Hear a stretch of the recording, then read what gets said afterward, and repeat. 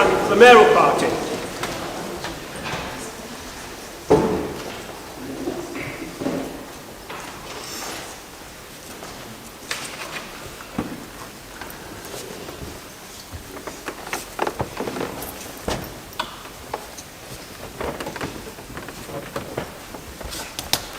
Please be seated.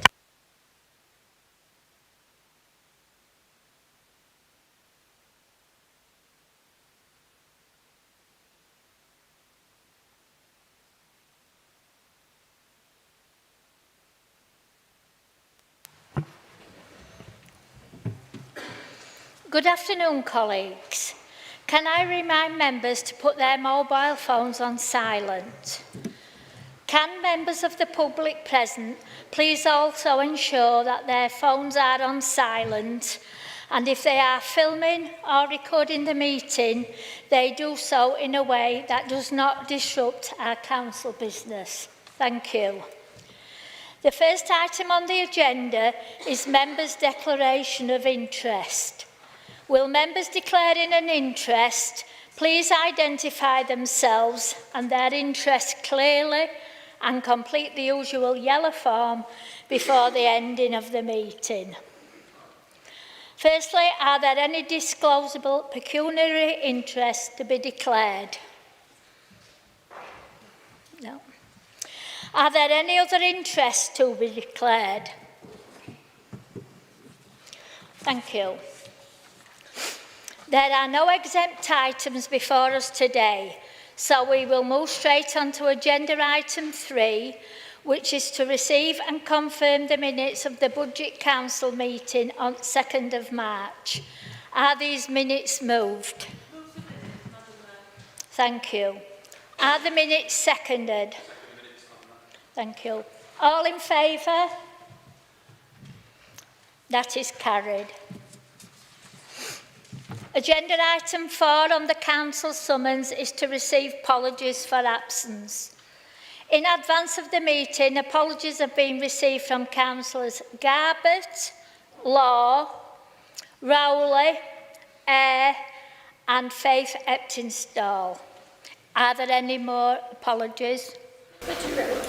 Thank you. Any more? Councillors Speak, Hayes and Sharp have informed me they will need to leave the meeting early. Anybody else need to leave the meeting early? Councillor Jones, thank you. Agenda item 5 is to deal with such communications as I may decide to lay before council. I would again remind you of the slight changes to the fire evacuation arrangements due to the building works to County Hall. Copies of the fire evacuation procedure plans are available for your information in the council chamber and public gallery. I ask that you take time to consider these and note there is no planned fire drill today. Should there be a fire alarm, please follow the instructions of staff and security. Our assembly point is at the cenotaph. Visitors have also been provided with visitors' badge with a summary of information on the back. Please can you hand badges back to the officers when you leave the building. Colleagues, since our last meeting, I have enjoyed travelling around the district, enjoying visiting schools, pantomimes, concerts, unveiling blue plaques and a delightful 70th wedding anniversary. It was a pleasure to officially open this year's Rhubarb Festival, celebrate International Women's Day with inspiring women, participate in iftars, other civic services and attend Young People Action Days and learning events. Welcome to our new Dean of Wakefield Cathedral, the Very Reverend Dr. Philip Obday, as he commences in his new post. I would like to wish Eid Mubarak to all colleagues and residents in the district who will be celebrating this weekend. Please note that we shall take the supplementary report to the agenda at the same time as other reports before we move on to question on notice. Thank you. Agenda item 6 is to consider the Leader's report. The Leader will present her report and has up to 10 minutes to do so. There are a further 20 minutes allocated to respond to any questions or brief comments relating to the report or any other matter relating to the Leader's role and responsibilities. Madam Mayor, if I can...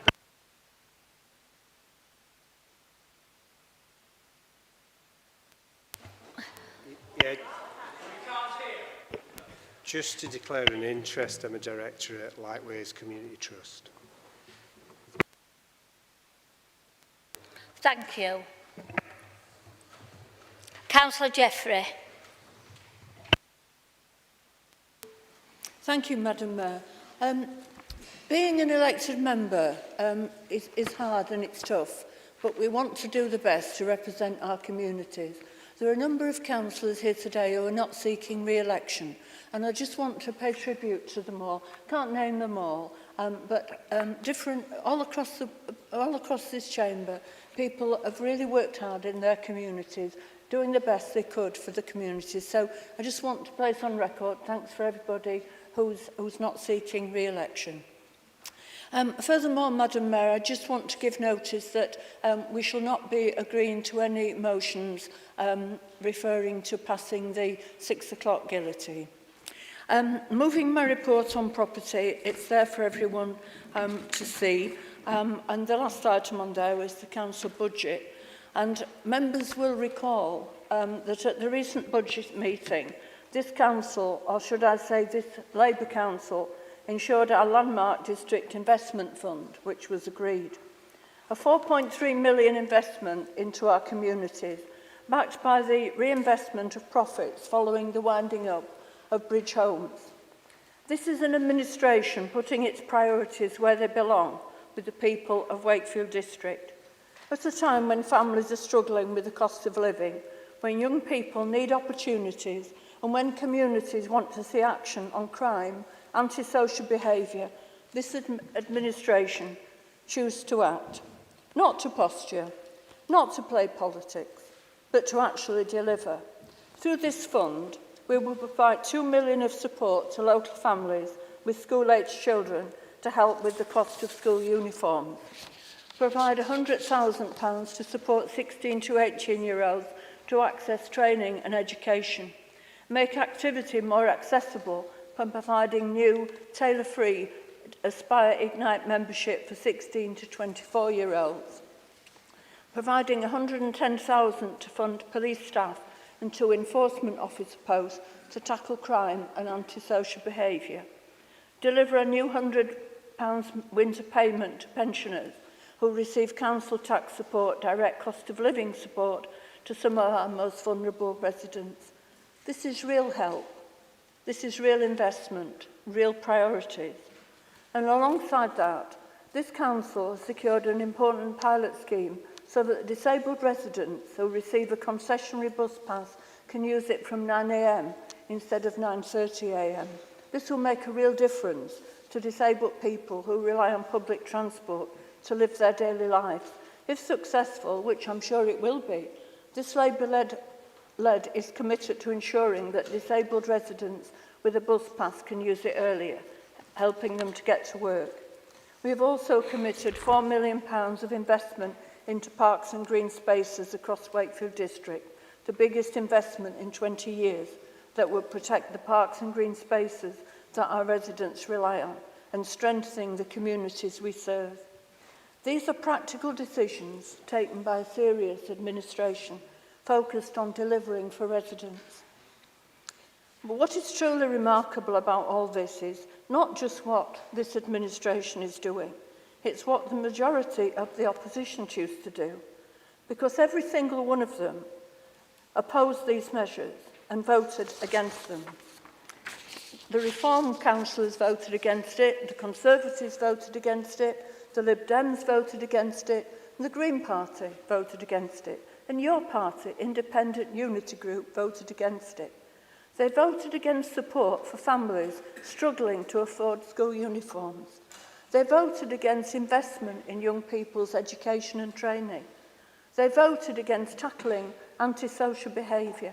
They voted against the cost of living support for pensioners. They voted against investing in our parks and public spaces. So let's be absolutely clear about the choice that was made in this chamber. While members here voted to invest in our communities, the opposition members mentioned voting to withhold that support. While this Labour-led council is focused on practical help for residents, the opposition choose to play politics, and that tells you everything that you need to know about the difference that those who are prepared to govern and those who simply prefer to sit on the sidelines and vote against progress. This is the kind of statement that comes from administration that is serious about governing and serious about delivering for our residents. Because the truth is this, our district cannot afford politicians who simply turn up to vote against everything whilst offering nothing. The Wakefield district deserves leadership with ambition, vision and a plan for the future. And what we saw from the opposition at the budget meeting was the exact opposite. No ambition and no vision for this district. At a time when families need support and communities need investment, this council has no time for novices. We have work to do, communities to support and a district to build on for the future. That ends my report.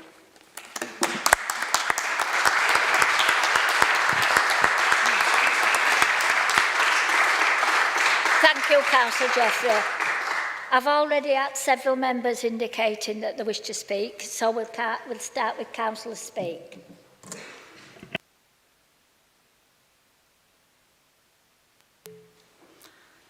I want to raise an issue regarding member conduct and standards of communication within the council. I know we've already spoke about it, and I did send a motion, but obviously it didn't get put in time, so I've been advised to bring a question into you when you do your speech. So recently I was included in a group email chain which appeared to move beyond political discussion and into criticism of an individual councillor, being myself.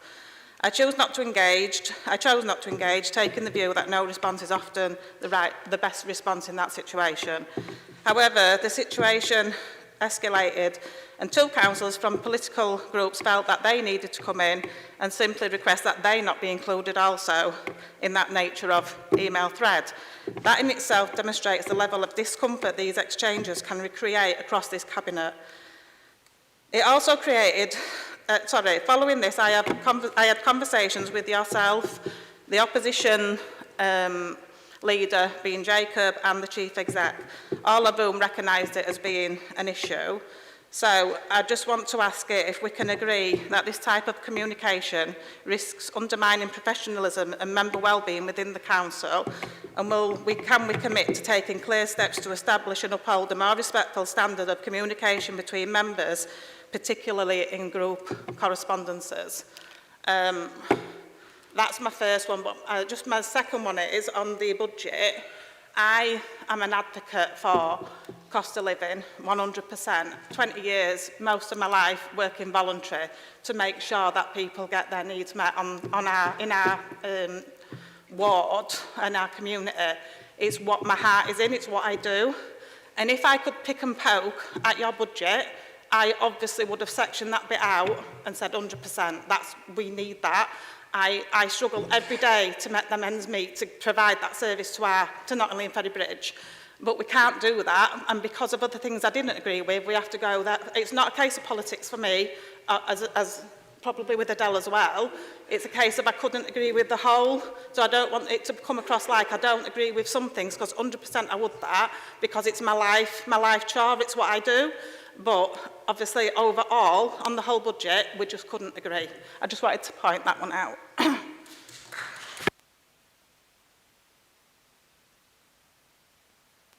Yeah, I totally understand. There are parts that you could have supported, but obviously you couldn't, and it's good to hear that you feel. I did think actually that you were going to speak to Jake and myself about putting a resolution forward. Did you decide not to do that then?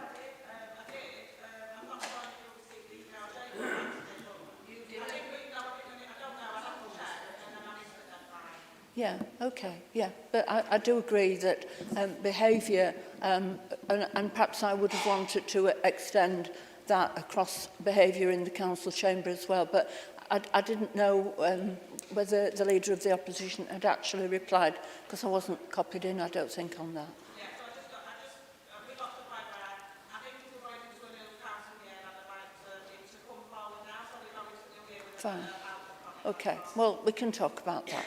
Yeah. Councillor Roberts.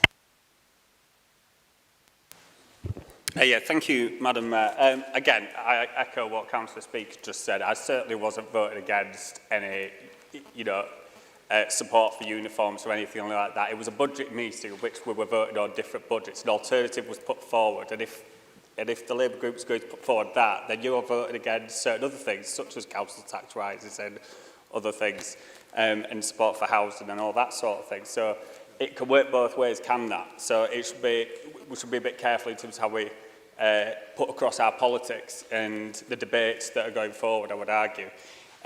Just to come to your report, though, the City Fields land sale, I welcome the new homes, I'm sure lots of us do, but I do think there is a concern around amenities and services that I would say generally we would all agree are all at maximum, where are the new doctors and dentists and all those sort of services that are needed to support that. And on City Fields there's been such a lot of new housing built, so where are they coming from or where they're going to be? And specifically, will any of the new housing, particularly the 17 bungalows I think you mentioned, will any of them be fitted out for independent living and supported living in those? Thank you. Yeah, thanks for that, Martin. And of course, it's politics, isn't it, about what we vote for and what we don't vote for. I do get your point. Yes, they will be fitted out for independent living. But if you would like more detail on that, I'm happy to send you it. Councillor Williamson. Thank you, Madam Mayor. I think no time for novices again. I wonder if we should replay my list of blunders from the budget meeting the other week from this experienced leadership team. I think, come on the investment fund, I think it's pretty dishonest of you. I even got up in the budget meeting and said I supported that particular fund. The one thing we couldn't back was another maximum 5% council tax rise, and we did actually come with a fully costed, credible alternative to cut that down to 3.5%.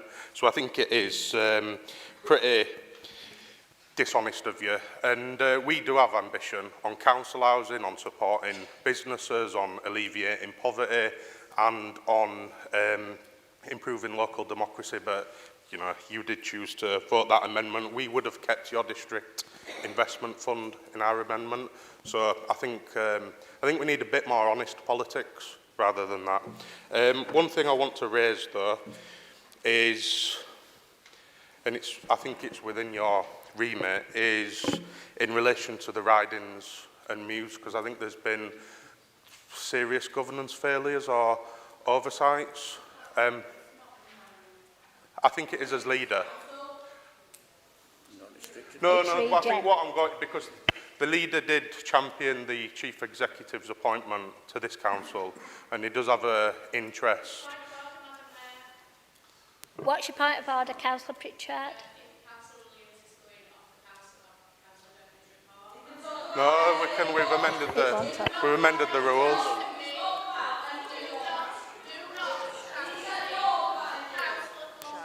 Councillor Sharp, can I just come in there, please? You can talk about the ridings under regen. I can talk about this. The ridings under regen. But I think this is a point for the leader. How do you know if I don't say it?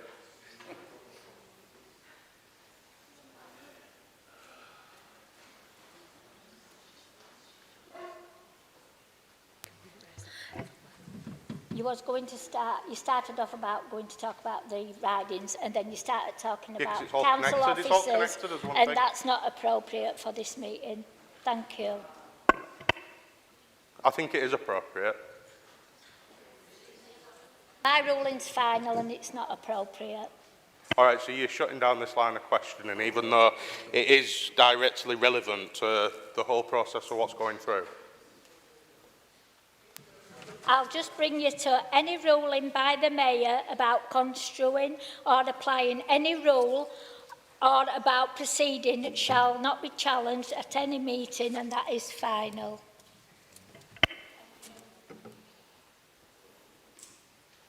So we're not allowed to raise anything. So you're just shutting it down, aren't you? We're not allowed to raise anything. It is such a farce, is this? Come back, move on. Councillor Keith, Councillor Harvey, I've got you down on list.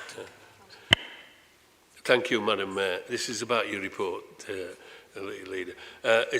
One thing I'd like to say as the chairman of the Subcommittee for Community Safety from West Yorkshire Fire and Rescue, I looked at this fire safety thing and I think this is an excellent approach that we've got and keeps Wakefield at the forefront of leading West Yorkshire in fire safety and keeping people safe, especially when they're visiting our buildings that's in our control. Can I also mention on the update on the minor projects, the seemingly unending saga of the Renthorpe Pavilion? It might have been a long and winding road, but it looks like it's going to bear some fruit. Probably not this side of the election, but certainly this year. And thank you for all your efforts in that. Thank you. Well, I'm pleased to hear that there's some progress at last. It's taken a lot of blood, sweat and tears, but we got there. Councillor Morley. Thank you, Madam Mayor. Madam Leader, would you agree with me that the opposition here are all running now to defend why they didn't vote for this fantastic budget is out of complete control? It's ridiculous. They put forward everything that's positive and now they're all jumping up to say, oh, we did because such a reason, such a reason. Do you think it's completely disingenuous? Point of order, is that not? After it's just been explained. Is it really disingenuous himself? Just carry on. That's not a point of order, Councillor Williamson. I've been told it isn't, so we'll carry on. Councillor Harvey. Thank you, Madam Mayor. Since this could well be the last council meeting for this Labour controlling group, let's make it a bit lighter, lighten up a bit for the Leader of the Council. Madam Mayor, I only have 3 questions, true and false. Since the Leader of the Council mentioned about Bridge Homes LLP, so true or false, Councillor Denise Jeffrey, that for 3 consecutive years, external auditors Grant Thornton has a disclaimer issued. It's a disclaimer of opinion. They explicitly stated they could not verify opening balance or related party transactions. So the money moving between the council or the vehicle cannot be traced. Is it true or false that the dissolution happened just before 2026 audit backdrop deadline, effectively barring a decade of unverified land transfers and profit sharing agreement between this so-called council and Vico?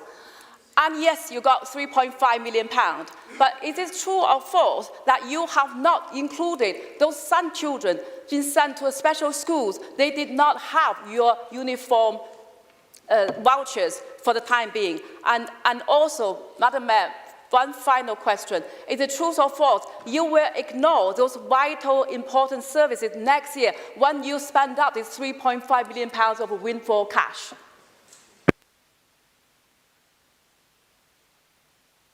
Jeffrey.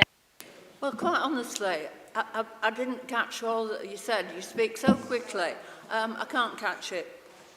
But we'll have to come back to you. I can't answer those things. Councillor Farmer. Thank you, Madam Mayor. Yeah, I like the report, Councillor Jeffrey. I love the report, but you know, I've got feelings. I'm not made of wood.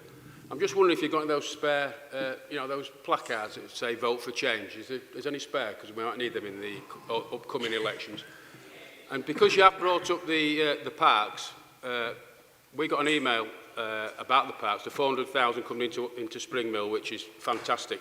What has disappointed me is the fact is that the decision was made without any correspondence to any of the local members, which was appalling. I've been fighting that for decisions made by the Cabinet for 5-6 years. Right. Nobody contacted me, and I'm sure nobody contacted Duncan or Councillor Rowley, who's not here. So that's appalling. You know, the only person I've not had a meeting with is probably Lord Lucan. I've had that many. But something's got to be done. 25th of February, I sent an email to the officer that made that decision. It's now, was it now the 18th of March, and I still haven't had a reply from him, which to me is absolutely pointless. I don't even know what we're doing here. You know, what's the point if officers are making decisions and the local members have no input in what's made, those decisions that are made? So hopefully that will change in the future. Thank you, Madam Mayor. Raise it with me, and also Councillor Smith has raised it with me. I have addressed that and spoken to officers, and the whole project of that will be put on hold until full consultation is taking place with local members, as we said earlier today. With respect to that, the things that are actually happening, I don't disagree with all of them. In fact, I agree with some of them, and I'm sure Councillor Smith does. Well, I can't speak for him, but definitely for me, I agree with some of those proposals that are going to be made. But unfortunately, we knew nothing about them until we got an email. So that's the disappointing thing about it. Thank you, Madam Mayor.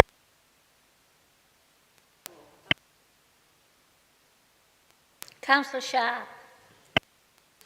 Yeah, I just want to make something very, very crystal clear to the public and everybody that's watching today and everyone that's turned out. This Labour cabinet does not create the budget that goes out to full council. It rubber stamps what officers create and the ideas that officers want to implement so that they are literally doing this day in, day out. That's what they do. That's what they're here for. They cannot prove or come up with a single idea that they've come up with in that budget to give to residents. My question is, 4.99% increase. It didn't have to be that when you knew you were getting 4.3 million.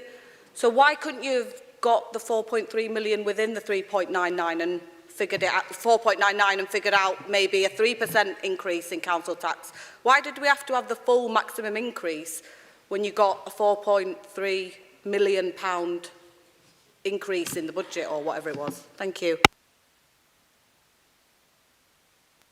We were lobbying for money from the government, as you all know, and we did get money from the government after we'd set the budget, but it wasn't for revenue, it was capital investment, and therefore we could not use that for revenue. What we've done is take a responsible view for the future of this council that will be a proper budget and proper financial help for across this district.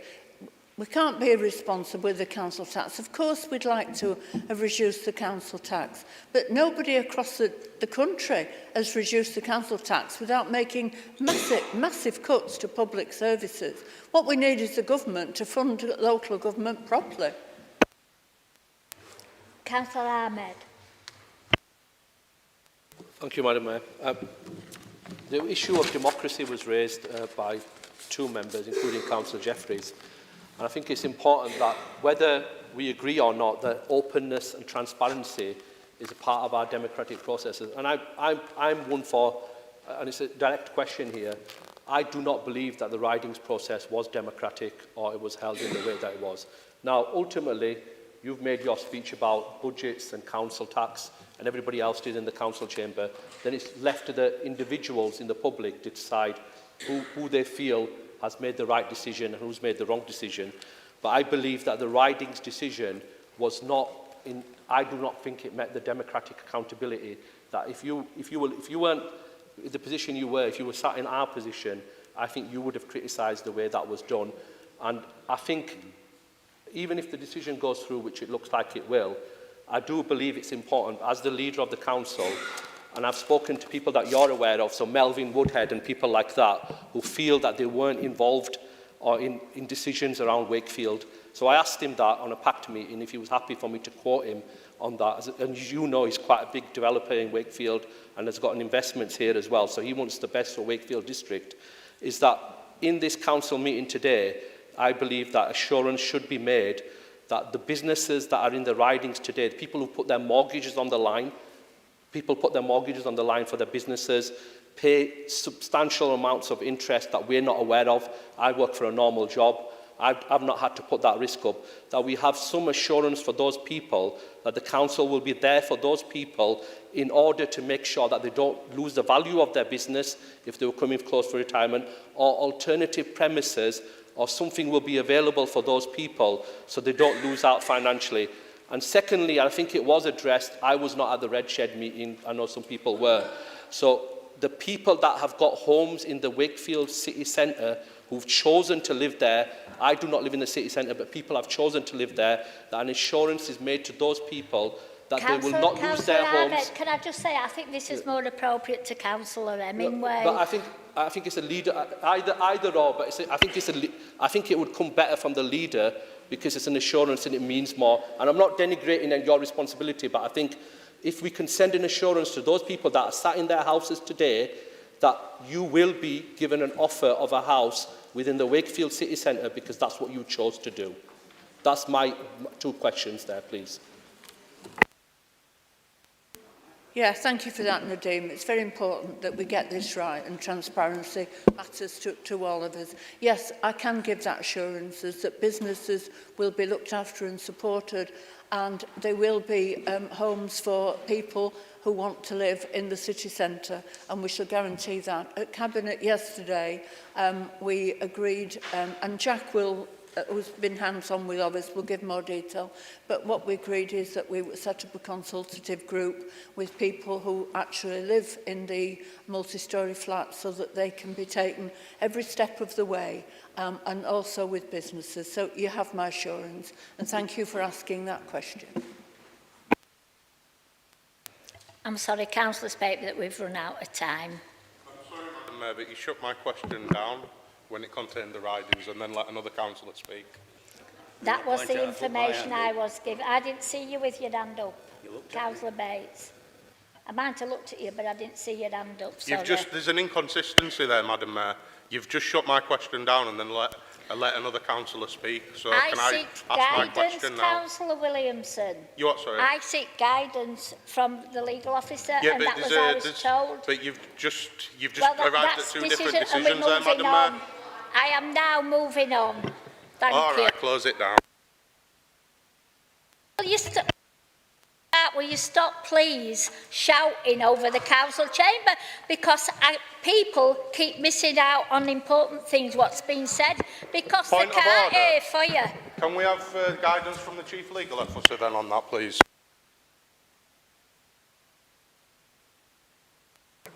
Yeah, thank you, Madam Mayor. As some councillors may have noticed, the Mayor and I did have a conversation partway through Councillor Ahmed's question about whether it was on the ridings or otherwise. The Mayor did pause that to ask whether it was better put to Councillor Hemingway. The leader indicated that she was willing to answer the question then and there. Part of the issue, I think, Councillor Williamson, with your question was it was less about the ridings and more about individuals, and that's not for this chamber.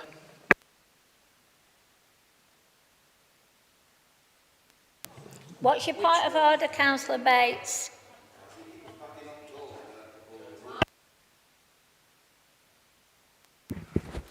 I think it was back in October. I proposed a rule change, and Denise and I had discussions about that, which meant that she could answer questions outside of her remit. That's not a point of order, Councillor Bates. It actually is. It actually is, because it was agreed that we could ask a question outside of the leader's report. Are we saying that doesn't exist? The rule change that happened last year was that the previous rule said the leader could only be asked about something that was said in the report. The rule change allows matters in her portfolio to be raised to her. The issue about the ridings more properly fits within Councillor Hemingway's portfolio. The Mayor did stop the proceedings and ask about that. But I think, Madam Mayor, it's probably time to move on. Agenda item 7 is to consider Cabinet members' reports. Cabinet members have up to 5 minutes to present their report, and there are a further 15 minutes allocated to enable each Cabinet member to respond to any questions or brief comments on matters within their portfolio area. The first report is from Portfolio Holder for Regen and Economic Growth. Councillor Hemingway, would you please introduce your report to Council? Thank you, Madam Mayor. And can I say at the outset, I am of course happy to answer questions on the ridings as it does fall within my area and it is contained within my report, colleagues. In moving my report today, I intend to cover a few other items before moving on to the major regeneration developments within the city. Firstly, I'm pleased to be able to report some positive developments in our adult education service. The Association of Accounting Technicians has chosen Wakefield Adult Education Service as one of 3 around the country to be a host provider for their courses offering accountancy training. In addition to this, we've also received additional funding now from WICA for health-focused training, looking at basic cookery courses on how to cook nutritious meals with a focus on affordability as well, and that's set out on agenda page 11 of the report. So I want to pass on my congratulations to our adult education team, who are doing some fantastic work. They're delivering some really positive training for people, both technical, academic, and also more casual courses, catering for a range of things for local residents. As set out on agenda page 10 of my report, I'm pleased to update the Council that we're bringing forward the Old Westgate Station Hotel development. Ion Developments, who have 30 years experience in this sector, have been announced, and the hotel is going to be featuring approximately 110 guest rooms in terms of capacity, with a major, credible operator to be announced soon, filling an important need that's long been identified in our district. This is one of our town deal projects, and work is going to begin later this year, which will support the city centre and wider district economy, allowing people to stay overnight if they wish to visit some of our district's attractions. Finally, Madam Mayor, I will come on to the major developments in the city centre for Wakefield. The Cathedral Quarter project was approved at Cabinet yesterday, following discussions at Cabinet meetings and scrutiny calling. All of us in this chamber, I would hope, accept that Wakefield needs regeneration. This ambitious project will see a fundamental transformation of that part of the city that most needs the regeneration. It will bring in housing, leisure, green space, improved public realm, and a new library and museum to the heart of the city. Kick-started by 18 million of government funding, with key partners around the table, including WICA, Homes England, and our strategic partner Muse, who have expertise in delivering similar projects of this nature. We have made an unequivocal commitment to the residents affected. We've made a commitment to support the businesses affected, and I fully echo the assurances provided by the leader earlier to Councillor Ahmed. But the city does need to change if it is to thrive in a changing world, with pressures on High Street now from online shopping, with retailers moving out to city retail. We have to act now if we're going to create a sustainable future for our city centre. So following approval yesterday, we'll now be proceeding to detailed consultation later this spring, and that will include dedicated consultation sessions for the residents affected and the businesses affected to make sure their voices are heard distinctly in this process. But this will be a positive for Wakefield. This is the change our city needs. If we're going to avert decline and create that more sustainable future, we have to embrace change, even when it's painful. So this is the right thing to do for Wakefield. It's the right thing for the long-term future of the city, and we need to get behind it and start talking our city up. So with that, Madam Mayor, I move my report, and I'm very happy to take any questions. Thank you, Councillor Hemingway. Councillor Aslam.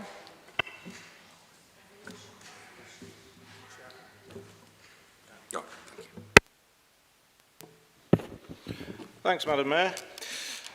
Just one question, one comment, Councillor Hemingway. So we've been inundated with some concerns from Featherstone Rovers fans about a bid to take over the assets of the club. It is a regen question, if you bear with us. Normally this would be welcome, but there's concerns that this rumoured bid has the intention to asset strip and regenerate that area. The area is, contrary to the views of the people, basically. So, will you confirm what your view is on all of that? And all will be done to ensure that the right bid is favoured, and any asset stripping attempts will be vehemently opposed. And the second comment is, I was in the scrutiny meeting for the ridings, and I did ask a question on the pink paper, which, given that some of the members decided to go to a vote before that could happen, I did ask the question with the officer afterwards to get the clarity that I sought, and it basically concurred with everything that we discussed. So I was quite comfortable the fact that I put your trust in the Cabinet and one for another for the decision thus far, and I'm quite happy for that to go. In fact, I quite welcome it, and I'd like to see more people come to Wakefield so that they can come to Featherstone. Thank you. Thank you, Madam Mayor. Yes, to come back on that, Councillor Haslam, in terms of the Featherstone Rovers situation, obviously it's a worrying time for all fans of Featherstone. We know that the situation with the club and the administrators is still being worked through. The council is very much trying to help behind the scenes to facilitate that process and to safeguard the interests of the people of Featherstone.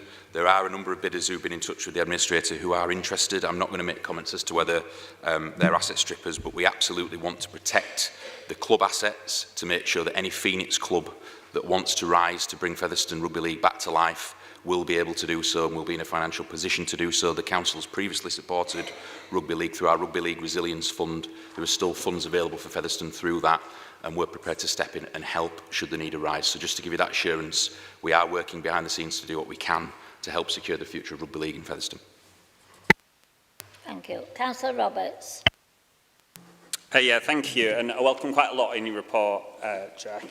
My question is around the ridings and the development and the regeneration projects in general as well, including the hotel at the Westgate Station site. With some of these regeneration projects, they're probably reliant upon government funding. With all the pressures that are ongoing, especially with like the conflict that's going on in Iran at the minute and various other conflicts such as in Ukraine, and the fact that these regeneration projects will probably take longer than, say, this term to complete. How at risk are they of the funding? If a new government came in, could they lose that support? What cast iron guarantees do we have for that? Just to better my own understanding. Thank you. Thank you, Madam Mayor. Well, the funding we've received from government has been from various governments of different stripes. So the Conservatives initially introduced the Levelling Up Fund. There have been various incarnations of that, the Towns Fund. The Labour government has absolutely committed to honour those funds and in fact has made them a bit more flexible, which has enabled authorities to try and manage some of those pressures.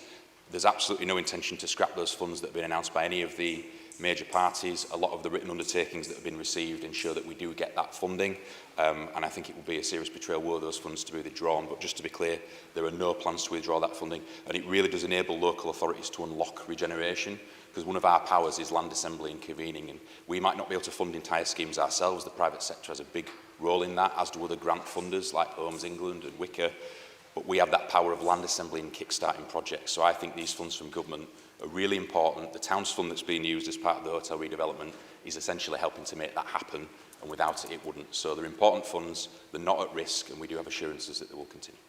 Thank you. Councillor Harvey. Thank you, Madam Mayor. So we all know about the riding story. 3 years ago, the leader of council said, we do not want to buy a failed shopping centre. It's not the council's responsibility. They had a U-turn, of course, but this U-turn is far too sharp. The business owners in the riding shopping centre was not told. Instead, a mass-produced letter has been sent to everyone in last minute. So the council has Council having in particular, try to reassure the business owner and giving them false verbal promises, you will support them. But I just wonder how you're going to support them. And I will know exactly where you have been yesterday at 9:30, exactly 11th hour before this cabinet to go through this riding decision again. 9:30, you want to talk to one of the most important commercial landlord in the city. Councillor Ahmed mentioned it, to ask, oh, will you be able to help us to host some business coming from the ridings? And that it was 11th hour before you put through this riding shambolic deal. And you have failed the business owners. Can you say to the business owner, have you lied to them to say you got an idea already, you got a plan, you're going to support them? Thank you, Madam Mayor. Talk about screeching U-turns, Sam. In 2023, you put a motion to this council calling for Wakefield to be more like Barnsley because of their regeneration schemes. And now, when the time comes, when it comes to the crux of the matter, when it comes to supporting regeneration schemes which are difficult, you have chosen to oppose this on a populist basis. Now, there are absolutely valid concerns by residents and businesses, and we fully take them on board. We want to seriously answer and address those. We will support them wherever we can. I make no apology for meeting with the Woodheads to discuss how they can help us as part of the Wakefield City Centre plans to see if we can relocate and support businesses. There will be a full plan for business relocation. We're already looking at whether we can have a small business hub for businesses to move into as part of the development. We will support people every step of the way. But what you have revealed through this is that you have no plan, no alternative. The only plan that's on the table after years of you calling for this, you are now opposing. We need to support this for the future of Wakefield and put aside short-term party politics to do what is right by this city.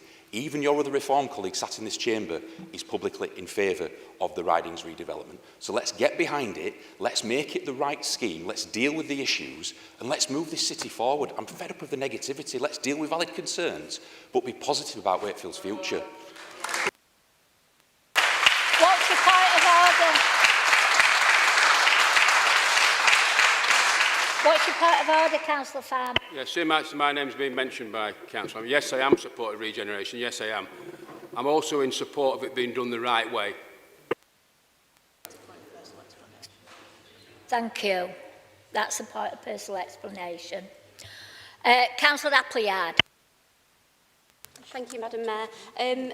First, I will come to my support of the ridings, but I also want to say that I think the work with Screen Yorkshire and Film Wakefield is really, really kind of well received. I think the initiative's great.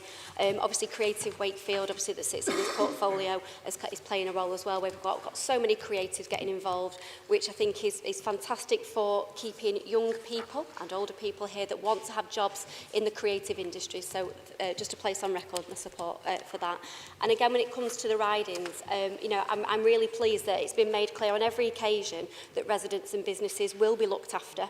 And even as has been said, additional steps were agreed yesterday when ward members asked for a resident-specific consultation. Ward members aren't sitting on the sidelines shouting and hollering. They're listening to the residents, they're holding surgeries, and they're going to see the residents themselves to make sure that these plans put them at the heart of it. As colleagues have already said, the opposition aren't offering a different plan. I suspect that they probably actually quite like this plan, but they can't bring themselves to mention it. What we're seeing now is nothing but opportunism and politics. What we need to do is support residents and businesses, obviously through this transition period. It's of utmost importance, but we need to be honest. As it's been stated, the ridings now is a bit like a time machine. It's taken us back to the 1980s when shopping habits, leisure habits were very, very different. We need a cathedral quarter for now and for the future. I really welcome these regeneration plans, and I look forward to seeing the city and the district prosper because of them.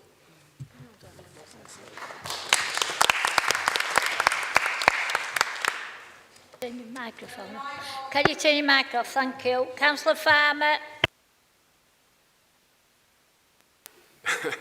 Thank you, Madam Mayor. Yeah, lightways. I'm glad you've backtracked on lightways. I'd just like to bring up a point about lightways. Lightways will be given us a peppercorn rent. Is that Mr. Pickersgill? No, it's Denise. It's property. Is that Mr. Pickersgill? No, it's It's the leader. Oh, is that? It's not regeneration, not degeneration, is that yours?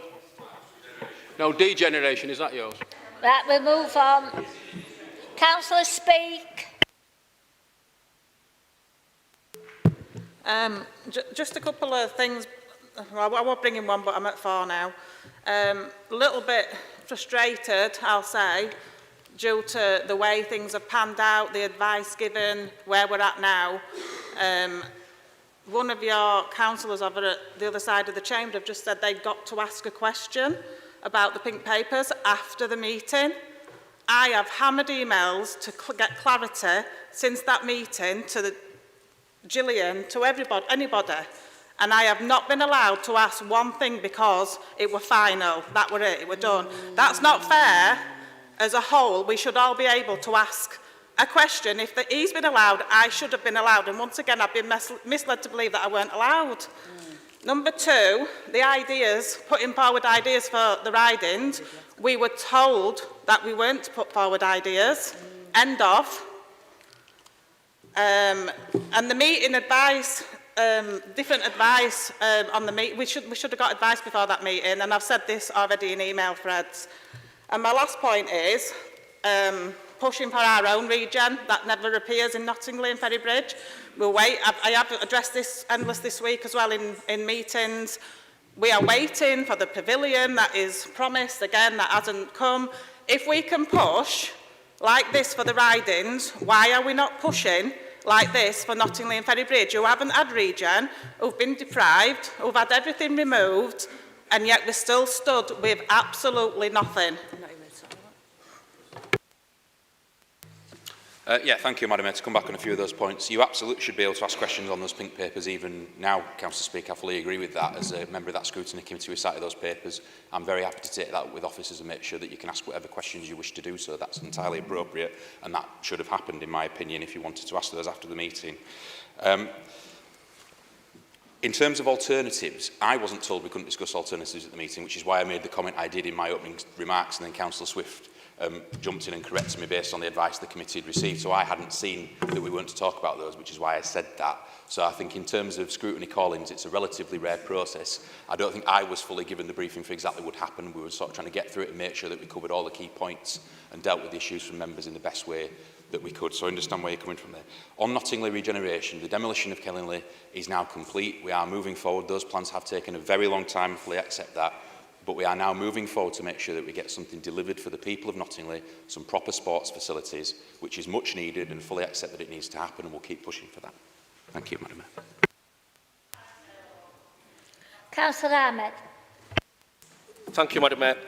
In terms of, I don't think it was down to the opposition to put solutions in, but if you want me to put a solution in, I don't agree with this one, but council buys ridings, lets it out rent, all people, give them rent-free for 1 year or 6 months, gives free parking there and says, we're investing in the Wakefield City Centre, we'll bring it back to what it was. Do you agree with that? Let's go ahead with that. It's cheaper. You'll have a demolition plan that'll take 10 years or whatever it will do, and we don't know whether ultimately we'll end up with the product that was promised at the beginning. I know you're assuring me that we might not even be around to see the end of this product, you know what I mean? So, at the end of the day, that's all I'm saying. That my worry is, and I think, I don't agree with councils buying buildings, but councils do own, and I'm not going to list the portfolio, there's council buildings owned in Wakefield. Buy it and let's put our money where that money, residents' money, and say, you know what, we've listened to what you've said, we'll take it over, we'll offer cheaper rents, we'll offer it as new businesses, let's run it for the benefit of Wakefield, let's get community projects in there, not-for-profits, let's get, the cooperatives, let's get Wakefield moving. And this regeneration of Wakefield, I don't know what we've been doing for the last 30 years then. What has it been then? What's been happening in that? Has it been, because Castleford's done well out of it. Let's be honest, over the years, Castleford's it's booming. You go in there, Escape and places like that is attracting thousands of people in there. But my last question, and this is an important one, I don't know if this is a demolition or something that's still taking place. On the 14th March 2024, the council said that the London's Groucho Club was coming to Wakefield, and it was in association with the Rushbond Group, and it was going to become Groucho Breton. Is that happening, or is it just, was it just empty words? Thank you, Madam Mayor. Yep. Just to come back on Councillor Ahmed's points on the ridings, I do think it's important that opposition parties are able to say, particularly if they aspire to govern this district, what their plans are for the regeneration of the city. I don't think it's unreasonable to expect political parties that want to control the council to have a plan for the regeneration of the city centre. I think it's to be expected. I think the public would expect to see that. Just on the alternative you've put forward there, Nadine, we will be supporting businesses to try and get them in and support them in terms of what their needs will be specifically. The centre manager will be looking at that. But to talk about whether we could refurbish the ridings, the costs of that would be almost just as significant, from what we understand, as the costs of redevelopment. And the problem there is we will still have this oversupply of retail, which is why so many of the shop units are empty in there. So if we don't deal with that and create a new future for it, and we're not going to be able to draw in significant private investment by refurbishing the old building, we're going to have to get that in by offering new schemes that they can invest in, by bringing people in to live in the city and spend money in the economy. That's what will make this an investable proposition. So that's why there has to be fundamental change rather than refurbishment. On the Groucho Club, that's not my portfolio, but I'm very happy to seek an update for you on where things stand with that. So thank you, Madam Mayor. Thank you, Councillor Hemingway. I do apologise to the 7 members that will wish to speak, but we've actually run out of time. We've run out of... no, it's not convenient. We've run out of time. I'm moving on. Next... Point of this is a complete farce, is this? Sure. Right, you know I wanted to speak, Madam Mayor, right? and then I put my hand up before other members put their hand up, and then I've purposely been left off that list. You haven't been left off the back list at all. I have got the list down here as people saw fit to put their hand up. And there was 1, 2, 3, 4, 5, 6, 7, 8 before you. No, I am moving on. I'm moving on. Thank you, everybody. What's your point of order, Councillor Morley? I think the way the leader of the opposition is speaking to you and acting to you and being so aggressive to you is completely not inappropriate with this council chamber.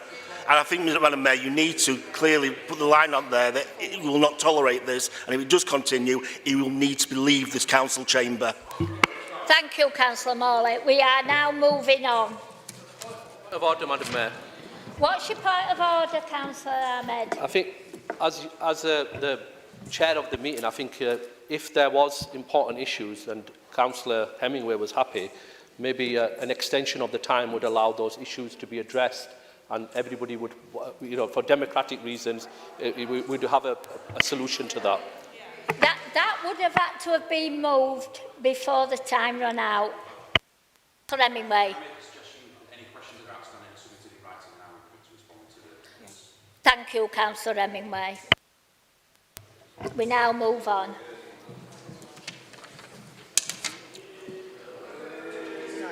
Next is the portfolio holder for adults and health. Councillor Collins, would you please introduce your report to Council? Thank you, Madam Mayor. And I'd not intended to raise this today, but seeing as it has been raised, I'm going to do so through my report. So I just want to pick up on the suggestion that about member conduct and copying people into all member emails. Just to clarify, as all members here will know, yes, I did copy everyone into an all-member email after I'd been contacted by several members of this council with concerns about misleading information that had been put out in Nottingham by the Lib Dem councillors.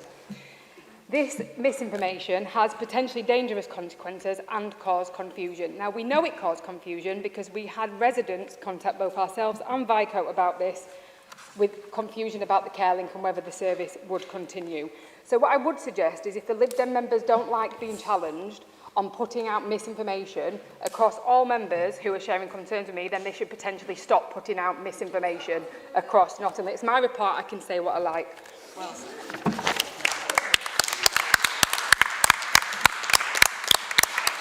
In terms of picking up some more things on CareLink, so yesterday at... What's your point of order, Councillor Sharp?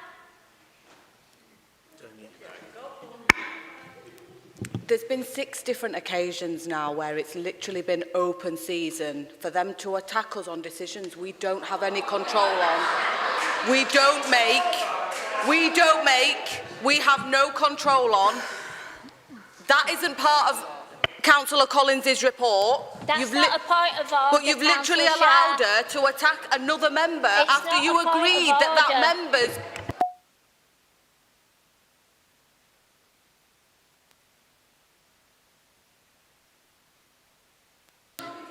Councillor Collins, will you carry on, please? Thank you, Madam Mayor. I mean, it was part of my report. This is my report. This is my report. Can if you'll we be quiet please while stop I deliver shouting it, really, over really the chamber it. when there's a cabinet member trying to give their report? It doesn't help anybody. Thank you, Madam Mayor. Some people just have no decorum. So yesterday at cabinet, we agreed to... What's your point of order, Councillor Speak? I've already had to address this last week. When there's shouting going on, I have to mention that the shouting's going both ways. Yes. So if you, as the mayor, can address that both ways, not just this way, that would be amazing. In the meeting, it's for Councillor Collins to speak. Thank you.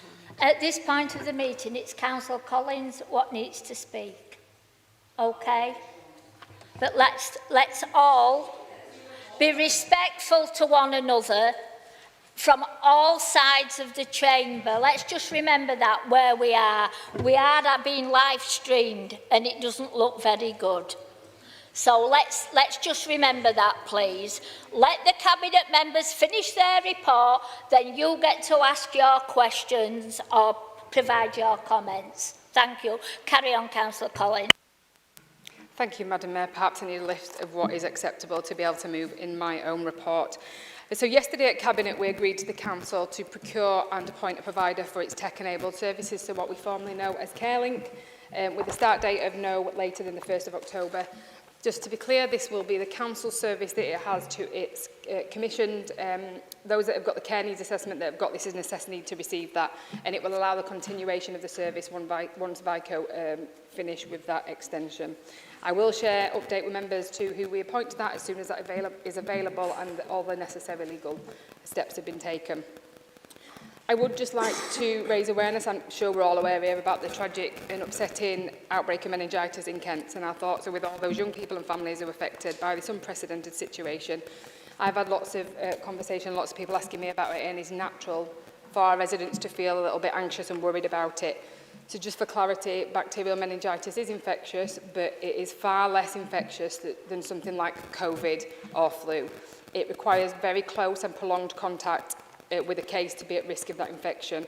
So whilst we know the Kent situation is very unlikely to spread itself across the country, there is always a risk, so while we're here we may as well take the opportunity to highlight the risk of meningitis and septicemia, and that's why our public health team are arranging for information and advice on symptoms to be shared with young people, schools, adult social care representatives, so that, you know, we get them signs and if there is anything that comes. I'd like to provide an update on the care worker motion that was at one of the previous council meetings. So I will expect by the end of the week to be able to send out an update to all members in terms of where we're exactly at with every step. But just to update, we expect that by the end of March that we will have that anonymous phone line set up and available for any of our colleagues within the care sector. We'll push that through our adult social care channels and through our adult social care newsletters and out through providers. And finally, this week is Social Work Week. Councillor Collins, you've overrun your time. I mean, a lot of it were taken by our... No, just to say very quickly, let's celebrate our social workers on Social Work Week. Thank you. Thank you. Councillor Farmer. Councillor Farmer. Thank you, Madam Mayor. Just for clarification, you're talking about now the leaflet that went out, the misinformation that allegedly the two Liberal Democrats councillors giving their leaflet. From my information, the Chief Executive of VICO Homes emailed you about the misinformation in this chamber. Not only did you not reply, not only did you not go to that meeting, you did not reply. Can you just confirm if this is true or not true? I can confirm that is a categorical lie, Nick. No, I won't. It's my question. Am I able to answer my question as I see fit, Madam Mayor? Thank you. It is a categorical lie. The Chief Executive of VICO did ask for a meeting. I did accept and I said to them, shall we arrange it? Do you feel we still need a meeting given that we've had this meeting? Our Chief Executive met with him and offered to meet with them, at which point we didn't have a meeting. They wanted to speak to me about something that they perceived had been, just to be absolutely clear, no information regarding CareLink that I have ever given in this council has been false or misinformation. So I'll leave it at that. Thank you. Councillor Speak. Sorry, Michelle, you felt like you needed to defend yourself in that situation. It was an overall email, not just addressing any email from you. It was, as I see over 3 years of what I've had to watch uncomfortably most of the time to other members, not just myself. That was sent to Denise and Jacob. It wasn't targeting, obviously now there has been that email, I weren't even going to address you, but you've addressed it. I don't feel comfortable in that situation for anybody's sake, not just my own. I dealt with it the best way I could. And as for the leaflets, they were a Ward 9 issue. And I would have been more than willing to have that conversation with you, more than willing. And any problems you had with that, I would have addressed, and I would have had that conversation with you as professionals. We don't need to go in to a group mail like that. I don't know what that achieves. It achieved nothing from my point of view, but that's my point of view and you have yours, so we'll leave that at that for now. Number two, as for the VICO Homes misleading information, luckily, a month down the line, I find out that the motion never even got sent. Come on, I mean, You can't call one when the council isn't doing the job that it's here to do. And after speaking with the head of service, she didn't even know it was her job to send it. So please, I mean, have a go at me all you like, but there's all ends here about what the situation is. And it's not literally not just, you're saying it's at my end, but I can see a lot of fault coming from that end too. Number 3, I'm going to address it here because I've addressed it probably 3 times now with the council. The last time was a conversation with the head of service again. I have a client who cannot read or write. I've got a caseload for him now. I've mentioned it in there. I've come back twice trying to say he can't read or write. He's still getting letters. He physically has. He's at a disadvantage. He doesn't know what's happening. I was told there would be a social worker allocated to help him sort his care link. And again this morning, he's come down upset to me. He's had another letter sent. He ain't got a clue. I asked what I need to do to put it on his notes that he has this disadvantage. They said it was going on his notes, but it still hasn't. I don't know what to do or what to say or who to go to make sure that this is on his notes when people are communicating with him. So if you could now address it as well, that would be fantastic. Thank you. Just to address the issue of dealing with professionals, I think the fact that you then put out a second misleading leaflet after I'd addressed the concern with the first one proves that actually you are just in it for the politics and some things don't come above that. In terms of Vico's motion, I think it's absolutely disingenuous to sit here and say that Vico were not aware of the motion that were passed in this council. They were very, very aware of what was in the motion at council, so much so that they wrote to us on the morning of council before we discussed the motion. So I think it was unambiguous, the position of this council, and they was more than aware. The formal follow-up, look, they don't need a letter to know what was said. They can watch it, and they did, and they knew about it.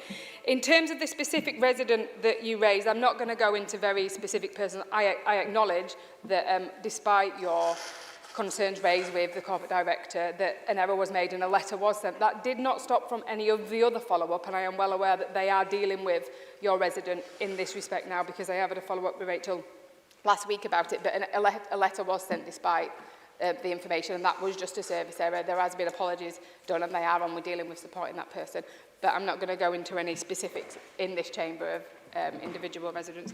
Thanks. Councillor Sharp.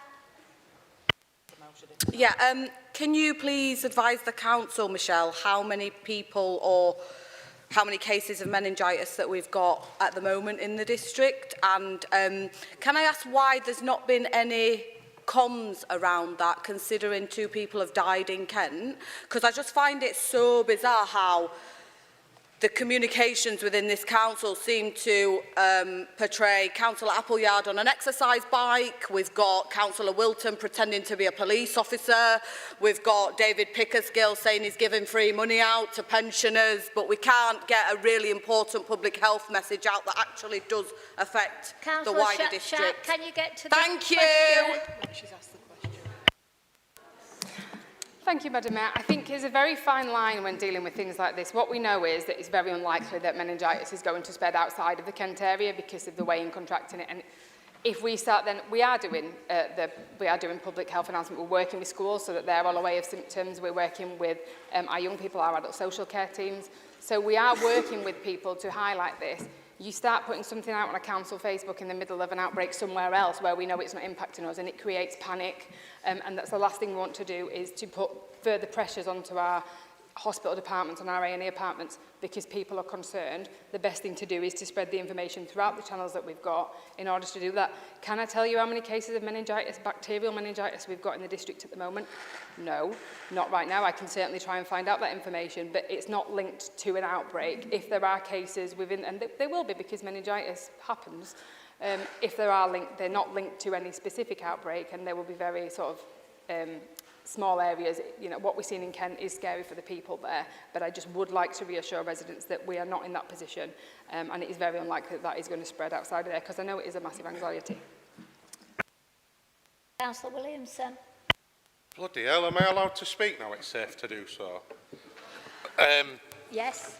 Well, I just want to pick up on what you said about in response to Councillor Speak, because regardless of whether we had to send any correspondence to VICO for them to understand our position. The fact is that this council, with this council's position, that we should do that. And that's the issue, and that's the issue that runs throughout this council, because time and time again in this chamber we pass stuff that is not followed up by officers of this council, and it is a serious undermining of the democratic nature of this council. It is like with the Dolly Parton motion last July, right? Still hasn't gone to cabinet, right? Because people are working behind the scenes to stop that happening, and this happens time and time again, and we need to seriously change that, because we make the decisions as a council collectively, we set the strategic direction of this council, and it is the responsibility of senior officers to ensure our decisions are implemented, and that doesn't happen enough. Thank you. The council did follow up with a letter. You know, there were no timescales in there. It was done. They knew about it, and a letter was sent. So everything in the motion, Nadia, please. Like, I'm not shouting over you. You've been really rude today, and honestly, I just can't be doing with it. I'm answering questions within my report when it's questions to cabinet members. The clue is in the name. So it was done, it was followed up, a letter was sent. We knew what the response was because it was exactly the same response that they sent us in the letter previously. Just picking up Dolly Parton Imagination Library, I am not in the business of making bureaucracy just for the sake of making bureaucracy, so you can say that a cabinet report has been sent. There is no reason to take a cabinet report to cabinet regarding the Dolly Parton Imagination Library. There is absolutely not, because the money is already there. I appreciate, Jake. Excuse me, I have not finished talking. Can we just say, if it's a point of order, that we ensure it is one before we allow grandstanding? Councillor Collins.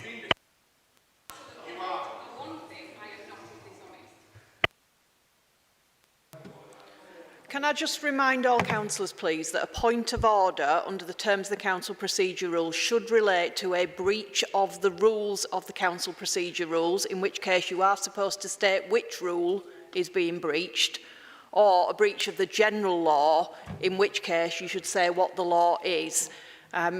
Anything else is just simply not a point of order, and I have to advise Madam Mayor to carry on. Do you have a point of order? Which rule? Which rule, Councillor Bates? Put your... I did ask a question on that particular point, and I think your deputy was sat where you are, and he said, and it was in the motion. If you didn't interrupt, I'd get to the point. Shouting over, please. And he said that that motion that was passed unanimously, that we've gone on about it repeatedly, was an instruction on the Dolly Parton Library that it went to cabinet. Well, I haven't got the rule book with me. I'm just quoting what the legal officer that sat there at the time said. It was an instruction to council. Sorry, it's not a point of order. Councillor Collins, do you need to finish, please? Madam Mayor, I'll take criticism when criticism is due, but I will not be called dishonest because it is the one thing that I am not.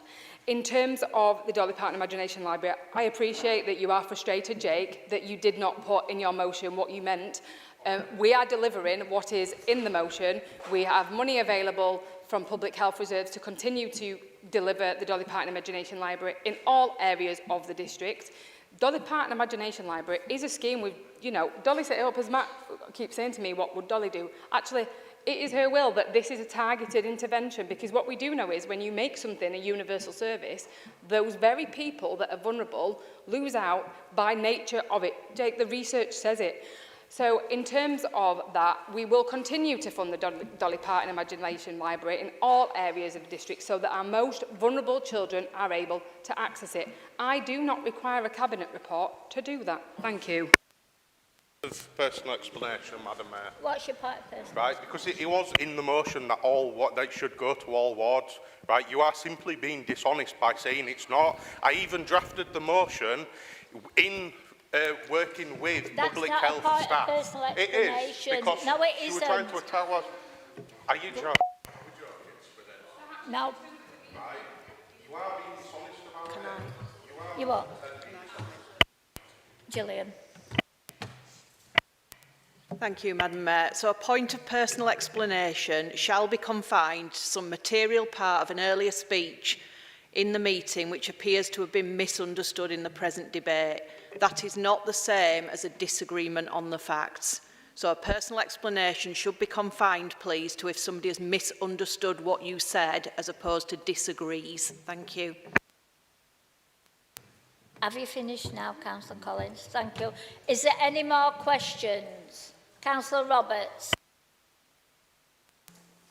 You'll be glad to know that it'll be a little less heated, I think, on this question.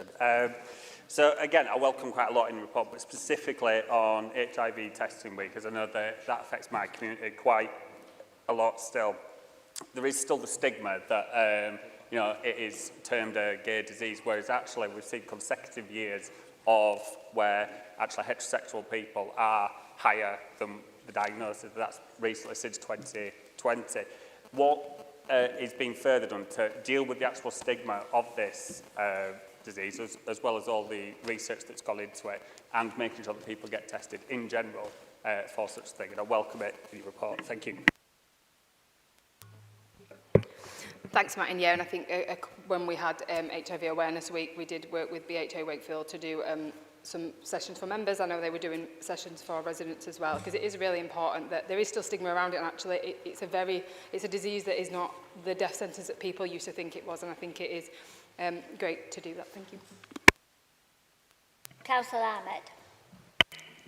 So, in relation to the Dolly Parton Library, could the Cabinet portfolio holder update the Council following the last motion that was presented, what the progress has been made towards the full implementation of the library across the Wakefield district? I mean, I can't list them all off the top of my head because I don't have the motion in front of me. But in terms of the crowdfunding, there has been a crowdfunder that has been done that looks at longevity of the scheme. That was out on Facebook. They're assessing how that works now and how that looks in future. We're working with Dolly Parton Imagination Library to look at expanding into different areas and doing more, like how we can do more targeted intervention for children in terms of what we're doing now. There has been the suggestion of a working group being set up, but I know Councillor Williams has said he no longer wants to meet with council officers over this. Well, that is the information I have, that Councillor Williamson no longer wants to meet with council officers about this.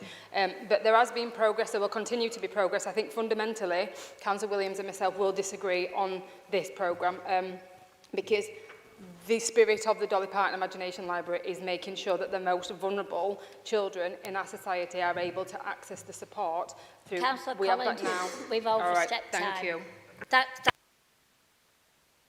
A point of personal explanation based on what Councillor Collins actually said. It's got a point of personal explanation has to be on in relation to what she's misunderstood about what Councillor. Well, I think she has misunderstood my position on that. So it's not that I didn't want to go to any further meetings of the working group. It's when I raised it as a complaint. No. What do you mean? No. Sorry. That's not what you were on about. It is. No. She's got my position wrong. Look, I'm not right. I'm just going to say it because I'm not messing about with this now, right? Wasn't that...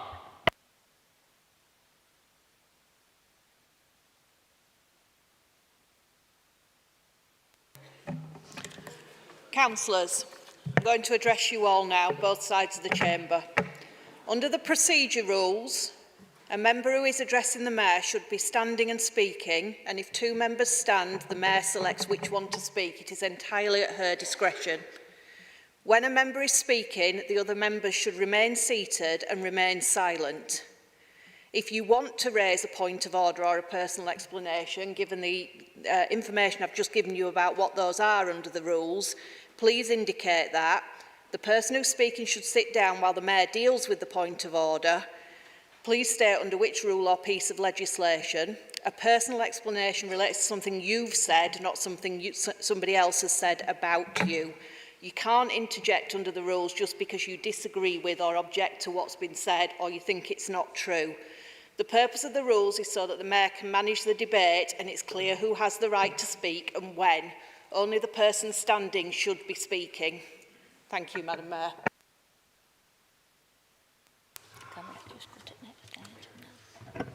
Next is the portfolio holder for children and young people. Councillor Isherwood, would you please introduce your report to Council? Thank you, Madam Mayor. And in introducing my report to Council, I'd like to just point out the Happy Healthy Holidays were another successful project that we've had going forward. With 1,567 individual children assisted in this, and it is an absolutely wonderful scheme, and I look forward to seeing the results when we go into the summer session. I also want to mention the Early Years Fest 2026, which I attended. Wonderful to see all the parents and carers that were there. It was a very fun day and lots of people to do and professionals there to assist. I also want to congratulate Sarah Meek on being recognised for the difference she's making in our local communities. And finally, Social Care Week. Yes, I must mention that and follow up with that. We owe a great deal to our social care workers. It's not a 9-to-5 job, it's a job for 24 hours a day. And really the work they do for this council is amazing. Thank you. Thank you, Councillor Sherwood. Councillor Roberts. Yeah, you might be able to tell I'm probably not standing again because I'm asking all of your questions. And I welcome, again, what's in your report. And, again, I welcome about the care workers motion previously as well. I'll just cheekily get that in. In the part of your report where you're mentioning about like young people and children thriving and achieving, it mentions about specifically Wakefield leading the way. Are there any specific examples on that of where we're leading the way and how this has been taken on by other councils? Yeah, I mean, I sat in on a webinar the other week with the Bridget Phillipson was presenting to other councils, and she did make a point of mentioning the work that we are doing as Wakefield Council, taught the other council and illustrated us as somebody who is leading the way in providing the care and nurture that young people and children need. I think that really is something we should be proud of, that we are being held up as something special to other councils. Thank you. Councillor Bates. Councillor Bates. Oh.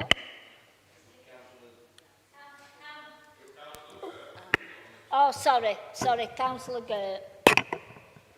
Notice when I don't put my hand up. Thank you. I didn't realise I looked as old as Stan.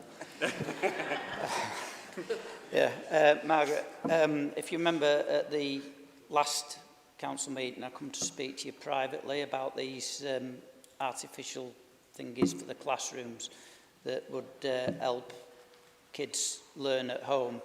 And I raised with you that I'd been informed that certain schools weren't going to use them over concerns about GDPR. I think they're an absolutely marvellous invention, and there's a lot of kids that I've been dealing with that it would get them back into education rather than just sitting at home and not getting an education. Have you been able to look into that and find out why these schools aren't prepared to use them? Thank you. Yeah, and these robots are absolutely amazing. We are limited how many we have, and unfortunately we can't force schools to use them. But we are trying to encourage as you read in the report, send youth groups. So I don't know if it would be worth your while, Pete, actually getting in touch. If you can identify a group that may benefit from this, we may be able to arrange for them to make use of it. But as I say, with schools, we can't force them to do it. So it's one of those situations. But happy to look into, if you have a send youth group that you're interested in, we can see if we can use it there. Councillor Collins. Thank you, Madam Mayor. Yeah, and thank you for mentioning Social Work Week, Margaret. I did want to take the opportunity now that you mentioned it just to put on record my thanks. I did hope to do that in the end of my report and didn't get a chance to, but as Margaret has said, social workers do an incredible job across the district for all of us. It is not just a 9-to-5 job. It is a job in which they go over and above, not because it's expected of them, but because of the type of people they are. You know, it really is tough, and it's not something that you can leave at the door on a weekend as much as you might want to. So I just want to place on record my thanks and thank you, Margaret, for raising it within your report, to all of our social workers who are doing an incredible job for the district. Councillor Sharp. Thank you, Madam Mayor. The 2 million with regards to support for school uniform. I hope you're aware of this, because I only found this out last week. Obviously, I don't have children, so I wouldn't know this. But we've got 4 different charities in the district that provide school uniforms for free.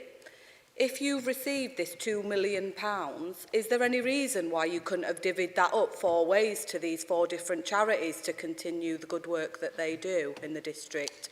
It's quite convoluted to even get access to the most basic of services, let alone school uniform that costs a mother or a father hundreds of pounds to equip their child if they are on the breadline. I think that's a reasonable question, and I think the district would want to know the answer to that.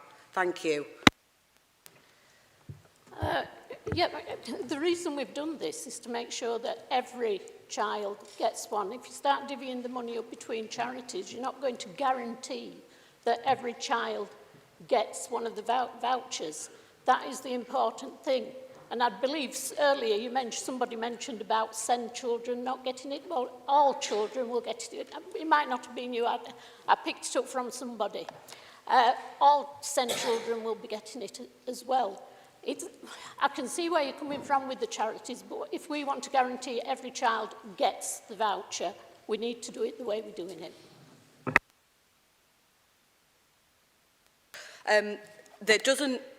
It is a brilliant idea, but you've not signposted how to get these vouchers. There's no communication for anyone with SEND or without on how to get these vouchers for free school uniforms for people. And at what point are you going to put out that, say, there's like to do a countdown, we only have 1 million left, we only have £200,000 of this money left? I think we need more clarity. Like, it's a brilliant headline, isn't it, 2 million, but how is it actually going to be distributed, counted, divvied out? Thank you. The details will go out. They'll go out later once we've got everything in place, and they'll be out all the details to parents and carers, how to get the vouchers or how they were distributed. And they'll certainly, I've guaranteed that they'll be there in time for the start of the September term. You're welcome. Councillor Williamson. I'll set my timer to see how long it takes to get cut off this time. I think on the going back to the Dolly Parton imagination line, because it straddles 2 cabinet members, can you confirm if a report is going to the April meeting? Because that's the information I've had from a corporate director. And just to clarify, when we're moving motions in this chamber, it's not just about what's actually in the motion itself, it's what we say when we're moving it. And it was explicit that the Dolly Parton scheme, the expansion, should cover deprived wards and neighbourhoods throughout the district.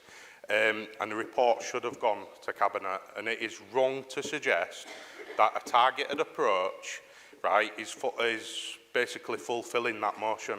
Officers know what the outcome of that motion should be anyway, because I developed it with them. I had meetings with them, right? And behind the scenes, in these discussions, there are clear attempts from cabinet members and deputy cabinet members to undermine the intent of that motion and do something else, right? That is explicit. That's why we've got a working group.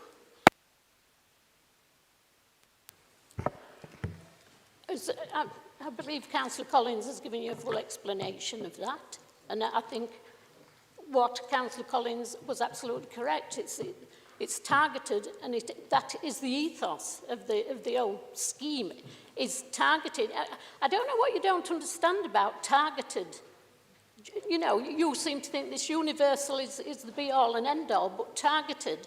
And when you're working with children like we do, the targeted interventions are far better for outcomes than just saying everybody. Sometimes you have to look at the targeted intervention rather than just giving everything. But as you said, this falls into the portfolio of Councillor Collins, so I don't want to say anything more about it.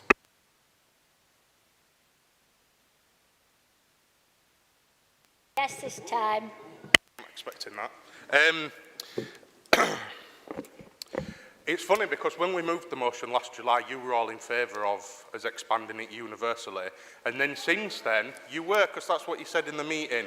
And then since then, directors had concerns which weren't raised from staff when I developed the motion, and now suddenly we're for a targeted approach, right? I think it is a bit shameful of you to stand there, have the gall to stand there and try and put a different spin on it. Councillor Ahmed. Agenda page 17 and the uniform, I think we should welcome the support available from the council, and providing it's a universal support for everybody, rather than, I think there's a slight contradiction, because what you've mentioned is about targeted support and a universal support, and I think the Councillor Collins mentioned that actually universal support, actually, you said by research, actually doesn't benefit the people that it intended to do, which is, there's no research to suggest that at all. Okay, so that's the fact, yeah. Unless you want to point out some research, then we'll look it up. In terms of the council's offer, I do believe that the council is the best place to offer that to the local people, and because they are aware of the school children in the district and who needs that support in there. But is the offer universal, or is it targeted? And if it is universal, does it then contradict what you've just said previously about targeted approaches actually not benefiting those that they intended to do? You've misconstrued, obviously. The uniform offer is a financial offer from the council itself. The work we do within children's services is totally different, and often the targeted approach is better than a universal approach. Thank you. Any more questions, comments? If not, we'll move on. We shall now move to the portfolio order for communities. Councillor Wilton, would you please introduce your report to Council? Oh, thank you very much, Madam Mayor. I'll start quickly with our district investment fund into more policing on the streets, and I'm really pleased that members were able to see the video that was put out. I had a fantastic time out with the police talking about how we ensure that that policing offer goes right across the district and everybody can feel the benefit. Following on from that quickly, you'll see in my report about the winter of actions. Crime levels are down again across the district, with a 10% reduction in shoplifting primarily in the city centre compared to previous year. This is really positive action of partnership working with our partners to really crack down on what matters to local people. Just quickly, at the last council meeting, I mentioned the new save point in Wakefield, and questions were asked about the Anti-fracking one, which are moving at speed. But of all the users over the over the festive period, 12% of the users were referred to A&E, which meant the other, what's the number? I can't remember the number. 88% of, probably my age, 88% of users were not sent to A&E, which is really good and really good for our hospital levels. But I'll leave it there, Madam Mayor. I'll move the report. Thank you. Thank you, Councillor Wilton. Councillor Roberts.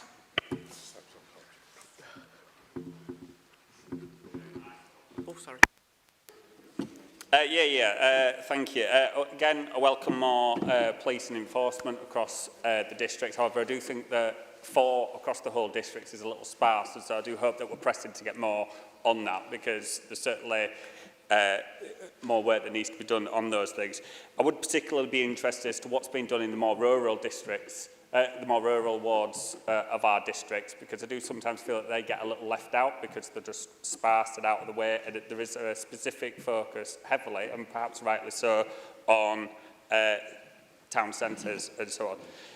You mentioned about fly tipping though, and I do wonder about the affordability of services to basically get bulky collections and that sort of thing, and how that is being addressed, and the reasons why people are fly tipping, because with budget pressures and so on, I think that that is something, and that would probably be a greater cause of sorting out fly tipping rather than just dealing with the problem once it's happened. Thank you. Yeah, thank you, Councillor Roberts. And I agree, in one sense I agree that I don't think any number's enough, and we know that the Tories decimated neighbourhood policing over 14 years. They had the chance to not do that, and they did. So we're trying to slowly build back up. It's going to take some time, I agree, but I'm pleased to see that we can play our part in funding that. Yes, I agree, our rural, more rural areas, they do need presence, and that is often the places that can get targeted because they know there's police presence in the busier areas. But I'm keen that I'm not the police commissioner, I can't make that decision, but I do, whenever I get the chance, I reiterate the facts to the district commander and say we really need to ensure that policing is spread out and the support is there. Yeah, fly tipping, I think across the country there has been an increase in fly tipping, and I think that quite possibly could be connected to the cost of living, people struggling at the times. It's something I'll take away and have a look at a bit more information and perhaps look at putting a report together to see if there's any correlation there. Councillor Mel Jones. Thank you, Madam Mayor. Firstly, I'd like to thank the residents of Hemsworth, Kinsley and Fitzwilliam and South Eanley for placing their trust in me for the past 4 years, and it's been a privilege to represent such proud communities. But as I prepare to stand down, I want to briefly reflect on the pit wheel project funded through our capital programme. This has always been an important project locally, particularly to me as someone from a mining village who lived and worked there. It's intended to honour the hard-working miners and their families connected to Fitzwilliam Main, later named Hemsworth Pit and Kinsley Drift, and represents a lasting tribute to our shared heritage. I do welcome, Daniel, the update this morning that you gave me, but I want to make it clear to my residents that I have consistently pushed for progress and sought updates throughout, as delivering this project has always mattered greatly to me and my residents. I remain hopeful it will now move forward to completion for the benefit of our residents, and I thank you for your time, Daniel, in dealing with this. Thank you, Councillor Jones. Oh, sorry. Thank you. I know you're really keen on this, and you're a real champion for our area, and you really have been. And with all, thank you for that. I have picked this up as fast as I can move things from my. I know there's been a few issues with sizes of the wheel, but I will update you with a significant update by the end of the week. Councillor Keith. Yeah, thank you, Madam Mayor. It's the usual thing that I'm going to say to you when you're talking about cleaning up areas like in city centres and town centres, that a twopenny bus ride down the road is where you clean it up to. So can you please stop sweeping it out of the city centres and sweeping it into the neighbouring district? That was a subject raised at the PAC meeting on Monday in Renthorpe. The other one was and hopefully you're going to see some increase in the numbers of people, because we were told that there was 4 PCSOs dealing with Ward 21 and Ward 15 and 3 and 4 and 5 and 6 others. And 2 or 3 of those 4 officers were deployed looking after the tragedy that happened in one of the areas where there was a murder, and they had to be resident there. So you're down to 1. And as I've said before, the pen that draws the thin blue line has run out of ink a long time ago and needs refilling, Daniel. I know we've had discussions on this, Charlie, and I couldn't agree with you more that we just need a significant increase, and we again in our lobbying of government it is mentioned that policing is an important aspect for all our communities, and we want more officers on the beat. It is always incredibly hard for the police. I know when there is a significant incident that they get redeployed and have to deal with that, and I'm sure we all appreciate the work that they do and the things that they see. But I'm always keen, and you're always in the back of my mind when I'm with the police, Charlie, because I know what you'll ask me to do. But I'm on it, I can assure you. Councillor Sharp. Yeah, it's just not genuine though, is it, this report, Daniel? I've got to be honest with you. You're not helping to put more police out onto the street. The divisional commander of this district doesn't report to you, doesn't report to the council. The opening line is, I'm pleased to announce that we're helping to put more police officers on our streets. You are categorically not doing that. The story that we hear time and time again that Councillor Keith has just brought forward is literally every day. There are women getting sexually assaulted in Outwood Park, raped, and literally nothing is being done. We haven't got any CCTV. You voted that motion down. So for you to say we're getting more police out on the streets, and then the next header, crime levels down after winter of action, that's not true, is it? Enforcement action, CCTV assisted in 59 arrests in January. No, Daniel, 59 arrests were because the police asked our CCTV operations for the CCTV and then went on and arrested those people. You didn't volunteer that evidence. There's no way that the council works with the police to give that evidence to the police so they can prosecute more quickly. It's totally disingenuous. Please, please, please, if I see another video of you pretending to be a police officer when you've got no idea what they do on a daily basis, I'll literally be in the Chief Executive's office and I will demand that that next video gets taken down because it's a joke. Thank you. Thank you, Councillor Sharp. I'm sure the Chief Executive will be pleased to see you. I think I absolutely accept that I do not have to tell the District Commander what he should be doing. That is not my role. My role is to ensure that we're there with a partner to make a difference in the city centre and across the district to ensure that crimes are down. To say that we're dishonest when the figures and facts show us the numbers is a bit ridiculous. And it really does not surprise me, Councillor Sharp, that you found your home with the Green Party, who were more interested in legalising all the drugs than they are actually keeping our communities safe. So we'll leave it there. Councillor Fraser. Madam Mayor, I don't care how it's done. I'm just happy to see that we've got more police on our streets, full stop. I don't care how it's done. But the question, Daniel, is how can we put more pressure on WICA to ensure that we continually get more funding for police? And I know we've had a conversation in private before about this, but how can we make sure we're getting the best deal for our district? Thank you. Yeah, thank you, Councillor Fraser. And what has been so good about the District Investment Fund has meant we've been able to ensure that we're filling some of those gaps. As I've said the whole time, I will never say it's enough because it just isn't. But it is a promising start, and with my conversations I have when we speak to government, it is always saying we need police on the streets. It makes people feel safer, and they tell us that. You can walk up any high street. If you're on a high street with a police officer, people just do feel safer. So I can assure you, I can assure everybody in the chamber, I'm always banging the drum to ensure we get more officers on the beat right across our district, and I can assure you of that. Councillor Farmer. Yeah, thank you, Madam Mayor. Yeah, Daniel, just a quick one. Page 23, it's once again fly tipping. Making sure that whenever possible offenders are held to account, leading to an increase in formal cautions. What's a formal caution then? No idea. Sorry. The enforcement have powers. Obviously, they don't have.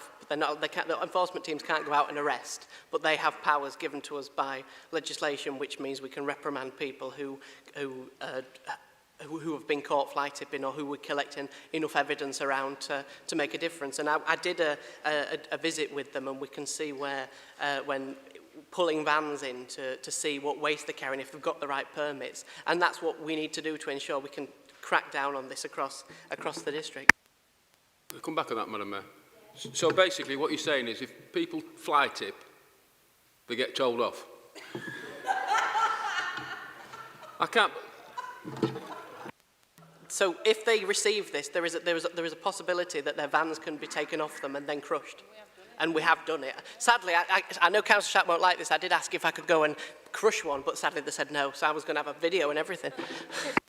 Oh, no, they should never get a warning. They should be told. They should have the vans and vehicles crushed straight away. None of this give them a warning. Absolute garbage is that. That's why people flight it. Councillor Ayo.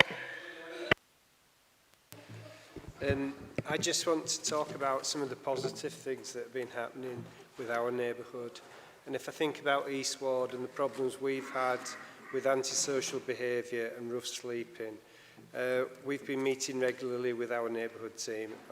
We are really lucky that we've got an excellent neighbourhood team. We've also been working with Riverside at Marsh Way to look at how we can work together to improve things. We as ward councillors have encouraged Riverside to attend our PAT meetings, and any incidences that we've had, we've actually seen definite positive results, because last year it was really, really difficult. And according to the crime figures for this time compared to last year, there was 47 incidences in our neighbourhood, and it's down to, there was 47 incidences at Riverside, and that was down to 5 this year. My only worry is that it has been the winter months and we are coming into the summer months, and crime seems to go up in the summer months and there's more people around. So I hope they can stay on top of that. Yeah, thank you, Yubi, and I know that is one of the reasons why we've brought in the District Investment Fund for the police, to ensure that those targeted patrols stay up and the numbers stay up. But I just want to put on the record the work that yourself, Councillor Walton and Councillor Epton-Stoll do day in and day out in your ward. I never mind seeing an email from the three of you of how I can help you, because you do work incredibly hard for your area. So I want to thank you for that. Councillor Harvey. Thank you, Madam Mayor. I have to admit that I do enjoy these pictures taken by Councillor Wilton, and it's nice to see the elected members actually on the ground in action and fight for crime of the district. So my question is about the £200,000 of investment, and we know that police force is a very important partner in fighting the crime for the whole district, ensure law and order. But I wonder whether Councillor Wilton will promise that this investment is not a one-off dangling carrot kind of for the all-out election. On the contrary, it's going to be a long-term, continual investment for the district. Thank you, Councillor Harvey. I am keen that this is a continued cash boost, because actually this is about people's jobs, and this is to support keeping on officers, keeping them doing the jobs that they obviously love. So I'm 100% doing everything I can to ensure this fits in our budget going forward, and we keep that money where it should. Councillor Ahmed. I think we should welcome the introduction of police onto the streets, but however, I was just popped into the city centre this morning, and there was at least 2 or 3 people who decided they were enjoying the weather that much that they wanted to expose part of themselves walking around in the city centre. And I think that's the level of policing that people expect people like that to be dealt with. I don't think it's acceptable for people, elderly people probably at that time, or people who've got a day off, to be walking around the city centre having to look at people high on drugs probably, or alcohol, and having to deal with that, because that's the city centre. We want people like our grandparents or parents to be able to walk in that place comfortably and feel like the police are doing their job. And since you have a higher up, we mentioned this in PACT meetings, but maybe they need to relay back. I've had a number of messages from local residents from Newmiller Dam, Sandal, and other areas around the area where I know crimes are difficult, but this is one particular case where 2 cars have been stolen from the same street. The residents have acquired the CCTV footage, and the police haven't even come back and checked. They've even got a timeline. And that's the level of service people are dissatisfied with. So I don't think crime's falling. I think people are not reporting it anymore. And that's my worry. And that's people should. If I live in my street and my car's been stolen, and my next door's car gets stolen a week later, and I've got CCTV, and somebody hasn't even bothered to come and check my CCTV, and I've also gone around the... Councillor Ahmed, your 5 minutes. Yeah, I just think 15 minutes is up, sorry. Yeah. Councillor Wilton, can you give Councillor Ahmed a written response, please, because time's up. Thank you. The next report is the portfolio holder for culture, leisure and sport. Councillor Appleyard, would you please introduce your report to Council? Thank you, Madam Mayor. I'm very pleased to introduce my March report to Council. As you'll see from its contents, over the last couple of months, they've been filled with activity that celebrates who we are, our culture, as well as supporting the district's health and well-being. In February, we saw the return of the fantastic Rhubarb Festival, which again saw tens of thousands of visitors to the city centre, celebrating our heritage and supporting local small and medium businesses. Events were also held to mark LGBTQ+ month, a range of different events that included working with our museums team, the Council's Be Proud network, partners such as West Yorkshire Archives Service and Longboat, which gave another opportunity for us to promote unity and inclusivity at a time when Reform, or Conservatives 2.0, tried to divide us and want to remove the Equalities Act, a reminder that the Act protects each and every one of us. The last couple of months have also seen yoga, we've seen clubber-size and at our libraries chair-based exercises, all of which show that we know that one size doesn't fit all. Different people have different needs, they've got different wants from their exercise, and we deliver that. Getting fit, staying fit, supporting our mental health as well as physical health underpins our commitment to residents and reducing the health inequalities across the district. Which brings me to Aspire Ignite. We are so happy to be launching this new free membership to 16 to 24-year-olds. By providing a new free membership, we're saying that gym membership isn't just for those that can afford it. We believe by offering this free membership to this age group, we're not only giving them new ways to spend their time, whether it's rock climbing, high rocks and much, much more, but we're helping young people to make positive, healthy habits that can hopefully support them throughout their adult life. And also, to be clear, to avoid any misinformation, because that does seem to be quite popular at the moment, this is not being funded by any increases in gym membership. This is being funded by the District Investment Fund. Finally, Madam Mayor, today my report has focused on dance with clubber-size, festivals, Rhubarb, so I'll just remind everyone what this portfolio is about. Yes, we provide community events that can simply just be enjoyed. But anyone that says that that's all it really is, don't really get what culture, heritage and sport is truly about. It has the power to support people in their lives in a myriad of ways, some of which I've touched upon. So to any residents that might hear otherwise, don't trust people that talk down culture, heritage and sport, because what that means is those people want to take free family activity away from you. It means that they don't respect your heritage. They might not even value who you are and your culture. It's under this administration that we've seen tourism rise, supporting our economy. We've seen demand for culture grants skyrocket as local people and local community groups want to come together to host local events for their communities, and details of which obviously you have in my report. So with that, Madam Mayor, I will take any questions. Councillor Roberts.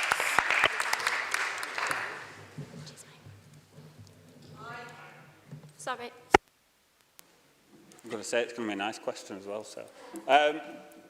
So yeah, well, again, welcome quite a lot. And I totally agree that festivals and events like that do bring in tourism, and it's one of the areas that I think actually brings in money to the district and raises awareness of our district. So I think it's important to provide them.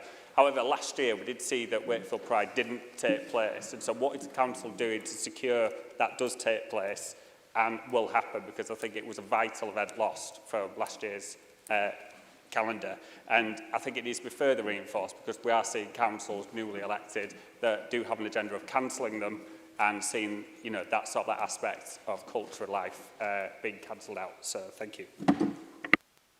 Yeah, I couldn't agree more. I would not support any. It was a loss, and we are certainly not a party that would support losing Pride. Like I say, it was a loss last year. There was a lot of complications as to the reason why it didn't go ahead with regards to SAG, etc. I will take it away in terms of looking with, you know, within my portfolio with communities as well, because I know that they've been involved in the past, to look to see that we can get that event, because I think now more than ever we really, really need to be inclusive and to celebrate everybody in our society. Councillor Aslam. Thanks, Madam Mayor. I'd really like to place on record, I think, the pledge about the Aspire Ignite, particularly because I think we have a strong connection with your portfolio, Councillor Appleyard, because your portfolio basically describes Featherstone and the Charleston areas, because we are cultural strong, leisure strong, sporting strong. So the fact that this new membership is there and will be accessible in Featherstone, I wholeheartedly welcome. The other thing I'd wanted to sort of mention today, I just thought we'd see how many portfolios we could get the Dolly Parton across, because under your portfolio is about the libraries. And for me, that is a universal service that every resident in this community, in this district, has access to. And it doesn't just give you a book once a month, it gives you a book a week, a day, whatever you want. But moreover, it actually gives you access to audio books, it gives you access to the internet in there, printing facilities. And there is actually activities within these libraries that are educational, one thing, of which it delivers far more, in my view, than that one ambitious project. So for that, they're my comments. Thank you. Thank you, Scott. Yeah, you're quite right. Featherstone is a fantastic example of, I think, every element that kind of comes into this portfolio. I know myself and Nat had a fantastic day when we went with kind of you and your ward colleagues to have a look around, and boy, have you got lots, boy, have you got lots to celebrate and shout about. Yeah, Dolly Parton. Yeah, our libraries are phenomenal.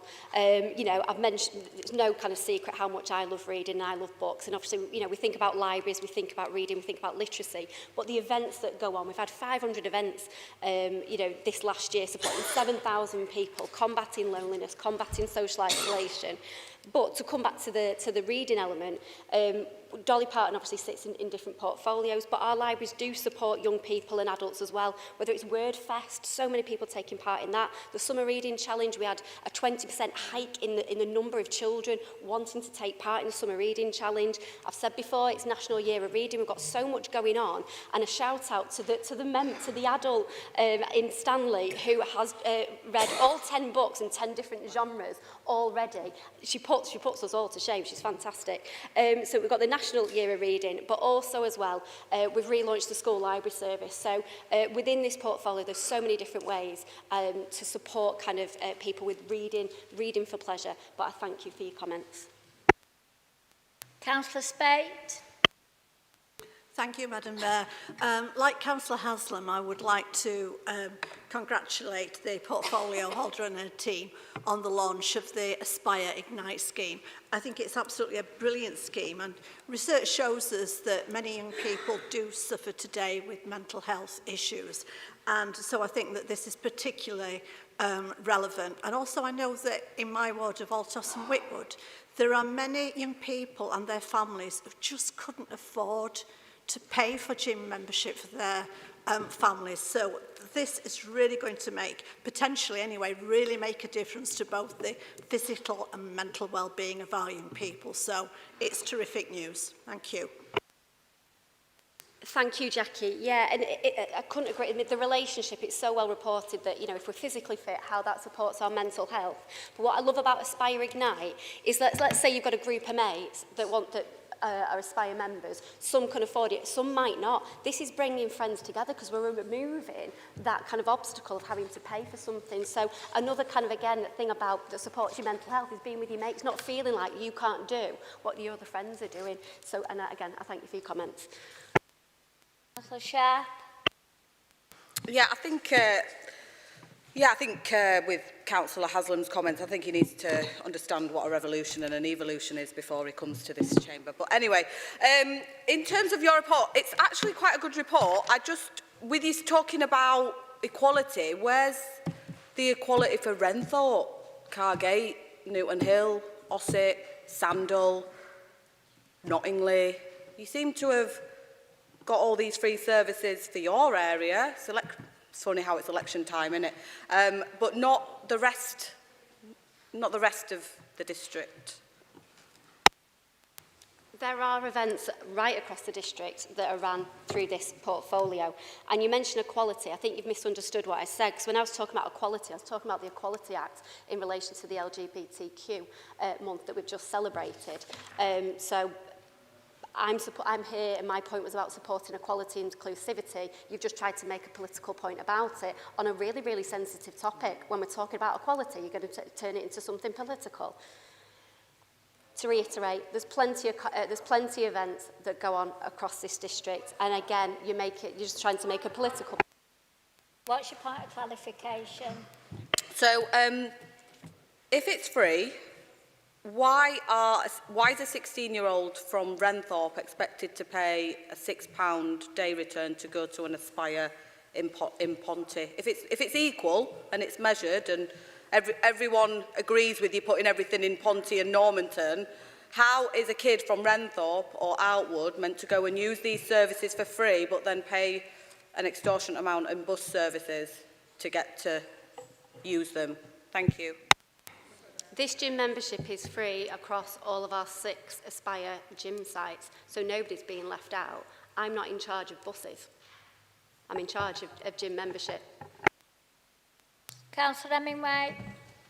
Yeah, thank you, Madam Mayor. Just to come on to a couple of comments then, the question really, Councillor Appleyard. Firstly, based on what Councillor Roberts has said and what you just said, can we confirm that this Council's commitment to equalities and inclusivity is absolutely unshakable, and that whatever might change nationally or locally, this will be the case? I just wanted to comment particularly on Rhubarb Festival, because I went with my family. It was an incredible success. It seems to get bigger and better each year. It went on for the full weekend, bringing lots of money into the local economy, so my thanks to the events team for that. But also, I think this year WX made a massive difference to Rhubarb Festival, so I just wondered if you wanted to comment on that and the successful visitor numbers that we've seen coming to WX in recent months. Absolutely. To the first point, an unequivocal commitment to equality. In fact, in stone. Rhubarb was amazing, and you're quite right that WX has played a vital role, and I know that residents have got in touch to say just how important and how helpful it was to have WX, particularly when we did have some inclement weather over that weekend. But we had coach loads. Right, this isn't just about giving something to our local residents across the district, but we had from across the region. We've had international people coming over. It's a renowned festival, and just to come back to WX, because I do like to celebrate it any chance I can get. You know, it's had its first birthday. We've had 250,000 people go to a brand new event that is providing free family fun. You've got your toddler discos, you've got your funky forever discos. We've got the cat that slept for 1,000 years opening on Saturday. Please go along and see it. Send in pictures of your cats as well, please. But yeah, fully concur with what you said, and thank you for your comments, Jack. Councillor Isherwood, did you have your hand up before? Yes. Yeah, I thought you did. Yes, Madam Mayor, thank you. I just want to go back to the libraries. I think they do an absolutely amazing job, because it's not just about books, it's about all the other stuff that goes on in the libraries. There's some of the events that are put on in there. I mean, I've actually been and I've seen them. But I also want to mention the school library service, which has been relaunched. And I understand that's had positive results already. Thank you, Councillor Isherwood, and thanks to you, because we've been working in partnership with this, because obviously the school element of the library service, and yet we're already seeing a more successful service in comparison to last year. I think the relaunch, which includes Jerry the Giraffe, we'll have a visiting library to the school playground for any school that signs up to it. It's fantastic, and it just shows our belief, I think, across all of us, but you know, we've worked together on this, our absolute belief and support in supporting children's literacy. If children don't have good literacy, how do they access the world? We encounter the written word so much. It's vital, and it's something that I'm very, very proud of. Councillor Harvey. Thank you, Madam Mayor. On this point, I do agree with Councillor Hemingway and also Councillor Appleyard about Rhubarb Festival. It is truly our own festival for Wakefield, and we have many visitors all over the country coming, regional and, of course, our own citizens. This year, unfortunately, there were about two days with a very heavy rainfall. So many people went for shelter in the Reading shopping centre, elderly people, families with children. So I just wondering, when the Reading shopping centre get demolished, where do you think that these people will go? You're quite right, and I welcome your supportive comments about how fantastic this festival is. WX, as I've already said, is a fantastic place. The capacity there is for 1,500 people. Yeah, we've got WX. There's other kind of local businesses and cafes that they can go to right across the city. Should there be the weather, I'll try and predict the weather and try and control the weather in future. Councillor Morley. Thank you, Madam Mayor. Sport, amateur sport is such a big part of our district, whether it be rugby, cricket, football. Last night, myself, Lynn and Jack visited 2 of our clubs in our ward to see literally dozens upon dozens of people, young children and all ages engaging in rugby. One of the clubs that's been there, Stanley Rangers, for many years, though, looking to some funding, maybe coming to ourselves for funding, but also seeing they can tap in with the different football clubs and one for another. Would it be possible, Anna, to set up a meeting with one of your officers and ourselves at the appropriate time to meet with them to go through how we can support? Because it is such a big part of our district, and your portfolio helps so many different clubs. So let's not underestimate that. Thank you, Councillor Morley, and absolutely, yeah, we'll get that meeting set up. I think it's really important, no matter the size of a club, but particularly the smaller ones, that we do support them and we make sure that they continue and thrive, because they're so important to local communities. So yeah, we'll get that meeting set up. Councillor Farmer. Yeah, thank you, Madam Mayor. Just a quick point in your report. You mentioned Conservative 2.0 as opposed to Labour 0. Just a comment about the mural in Ossett. I saw a picture of you in Tony's paper, Wakefield Express. Just to confirm that there were many meetings between the councillors, myself, Councillor Smith, Councillor Rowley, about that design. When it was initially brought out, it was turned down by our residents in Ossett. It went to be redone. So just to clarify, it wasn't just you, it was the local members who had many, many meetings. It was a nice picture of you, and a lovely picture of you, but it would look better if there had been me, Duncan and Olivia in it. But just to confirm, we had numerous meetings over a long period of time for that design, and really happy with the design now, and most importantly, our residents are really happy with the design. Thank you, Madam Mayor.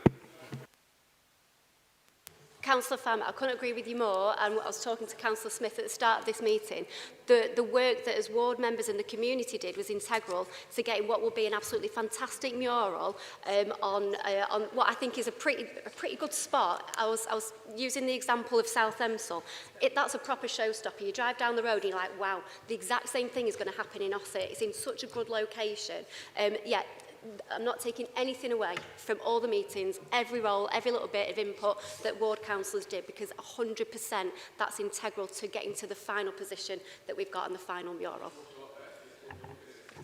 I'll remember that for next time. Thank you. We've run out of time now, so I'll move on to the next one.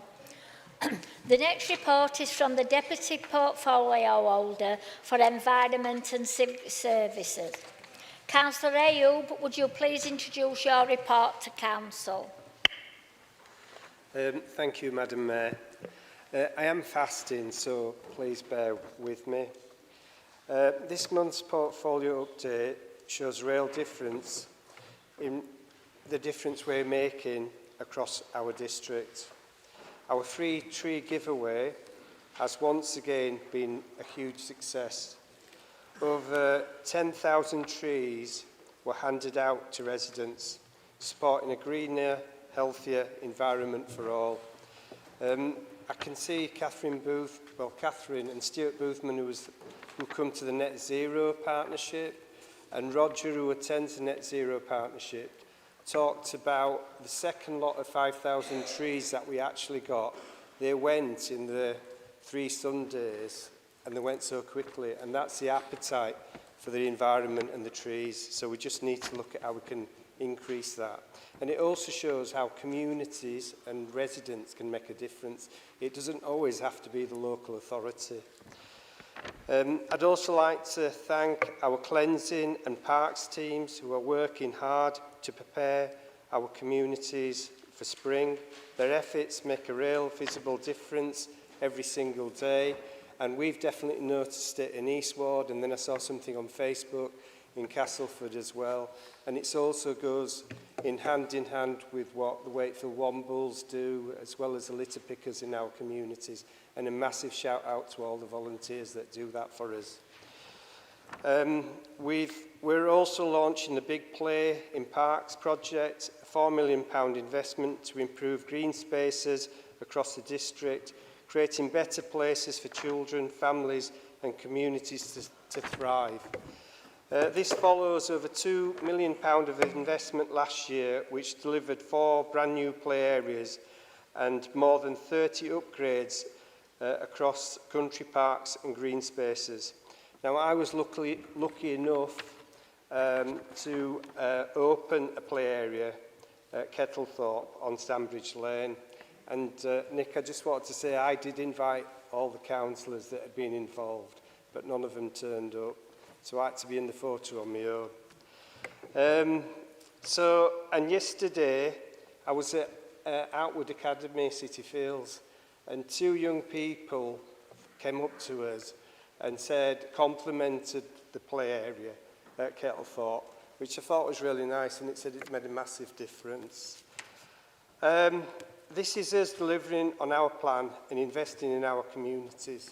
Thank you, Madam Mayor. I'll move the report. Councillor Robert.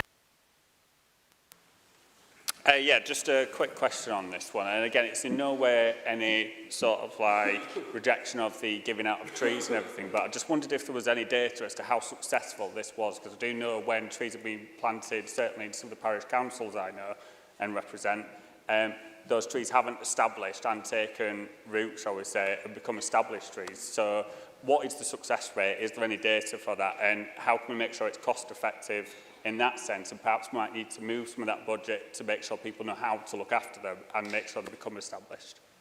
Thank you. I can't give you the data, but what I will say, at the last Net Zero Partnership meeting, Roger, that's been heavily involved in planting the trees, has said that the trees we planted about 6 years ago, and he walks his dog regularly, he's seen them massively. About 80% of them have actually held and continued growing, and they're about 4 foot now. So it's showing that there is, but I'm sure we can get you the figures for the others. Councillor Kay.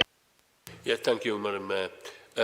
Can I just put on record the fact that the refurb of the area, the play area in Renthorpe Park was very much appreciated, especially the new tarmac paths.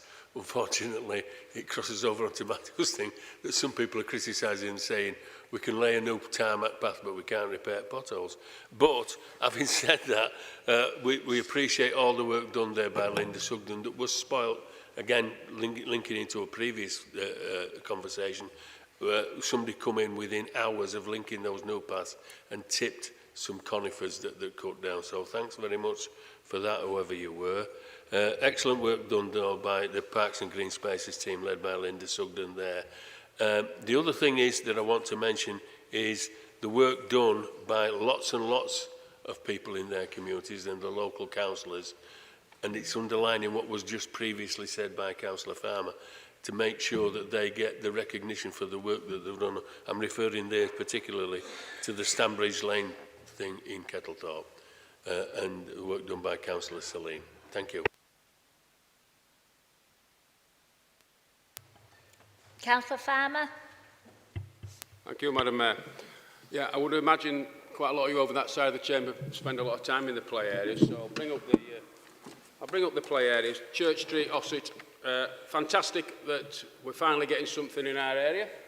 I look forward to that coming in the new year, and it's important that the residents, once again, or the kids, once again, they get an input in what's actually being put in that play area. So if you can make sure that the residents do get that, that'll be absolutely fantastic. Thank you.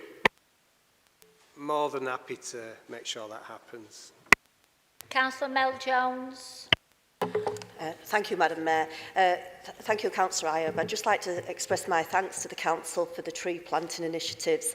We all know that trees are essential to our environment. They improve air quality, provide habitats for wildlife, help manage water runoff and enhance the beauty of our communities, particularly when people are paving over the drives and the gardens, putting artificial grass down. So by participating in this programme, each of us has had an opportunity to make a tangible contribution to a greener, healthier and a more sustainable neighbourhood.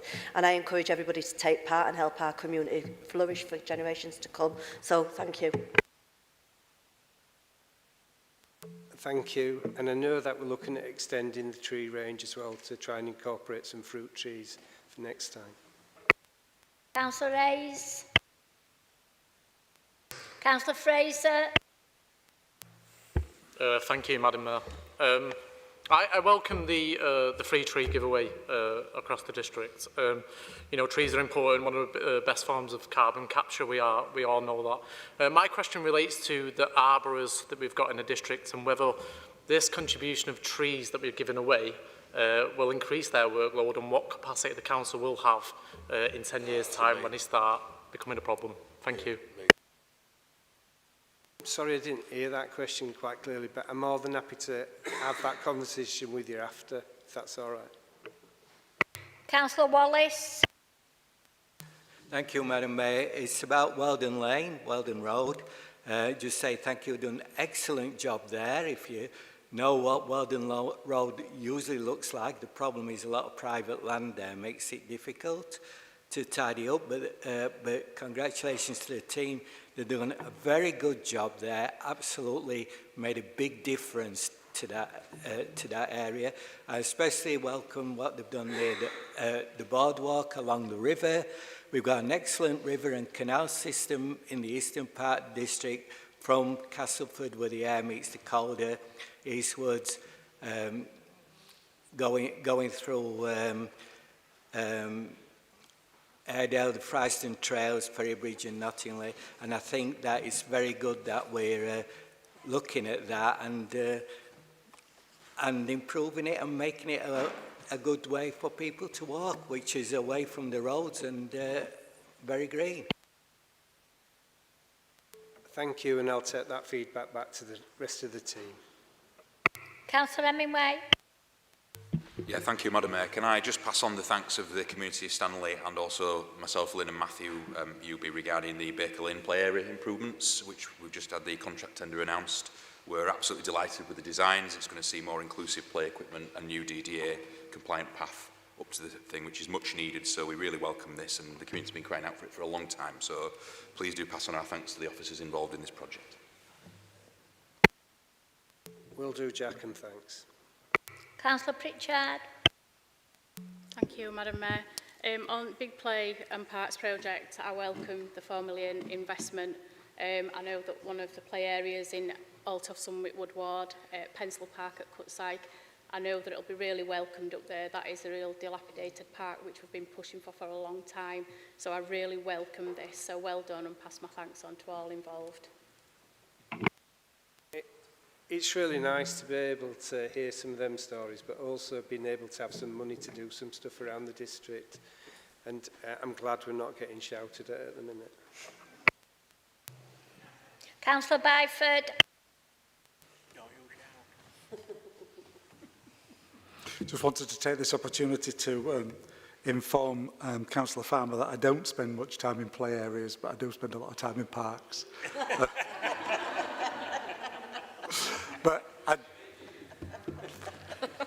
But I did want to take this opportunity as we're coming to the end of what's been a rather wet winter to thank the street scene colleagues and the park rangers and one particular officer individual, and I know we're not really supposed to mention officers, but I'm going to do.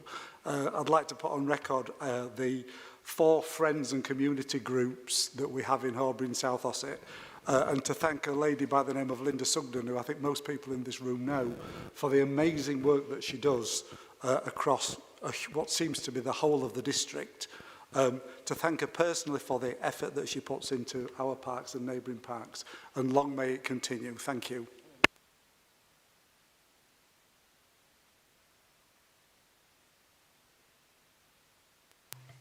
just wanted to say I'd echo that as well. Absolutely amazing, an amazing effort from the whole team as well. Councillor Aslam. Thanks, Madam Mayor. So I want to echo the initiatives about the tree giveaway, particularly through the Woodland Trust, which does some excellent work across our district. But moreover, that we've, as district councillors in Featherstone, had been in touch with VICO and sort of trying to reach out to them, and through Councillor Erving Passanar, thanks for his interjection there, had supported that initiative where they've actually come forward and actually now planting a lot more trees in some of their areas, making it greener and greener. Additionally, we're pleased to hear that we've identified, or you've identified the 2 parks for improvements at Aitken and on Priory. Particularly, I think that will be extremely welcome across those areas. It was massively successful when Purston Park itself was renovated, and if there's ever any money left in the coffers, we'd welcome something in North Featherstone. I'll take that back for you. Councillor Sharp. Yeah, again, great initiatives, but we get no comms, so we don't know how many trees we start off with, we don't know how many trees are left.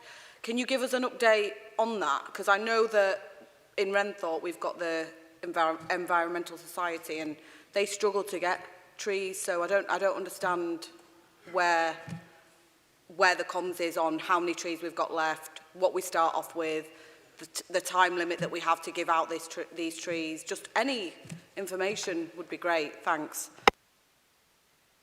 I will say that the Renthorpe Environment Group are very active. I see lots of stuff that they do, and the village itself is really nice. I like the trees that are planted at the side of the banking, as well, the fruit trees that are planted at the side of the banking. I'm more than happy for them to contact myself or George directly, and we'll let them know. What we'll say is that all the trees have been given away now, and there is normally lots of good communication, on Facebook and social media, that we try to share across the whole of the platform, really. Yeah. Thank you. We don't know how many trees we start off with. I think that's the point. Like, nothing gets put out, and the urgency isn't created to say, we've got 100 trees, for example, hurry up, first come, first served, let's, now we've got 50, now we've got 20. There's none of that. How many trees do we end up with? Because we do this every year, but we say it once and then we don't give any information on it. You can all talk over me as much as you want, but it's a valid question. I won't have a go at you, but what I will tell you that George repeats it at his briefings here to everybody, so everybody knows that they're here. The comms team also put it out quite regularly. We normally have them in batches of 5,000. This is the second lot of 5,000 we've had, and they have all gone. And it's normally in the planting, 10,000 in 2 lots, and it's normally during the tree planting season that it gets advertised.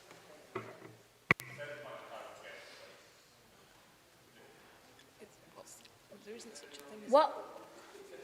It's going to be on the trees, exactly. It's a similar... But I've got people wanting to speak. Well, it's on the specific point at which I asked the question. So what I think the comms isn't doing is giving an end result. So it's all right giving them out. It would be good to see the end result. Like, you've mentioned it now, but I don't think that's communicated as much. And we need to see that. It needs to be a start to finish process. I think the point's been made. Thank you. Councillor Walton. Thank you, Madam Mayor. Again, I want to echo what everyone else has said in terms of the street scene team. We've actually done 3 community clean-up days this last year and this year. It started from the initiative that the street scene put out to have skips in the local areas.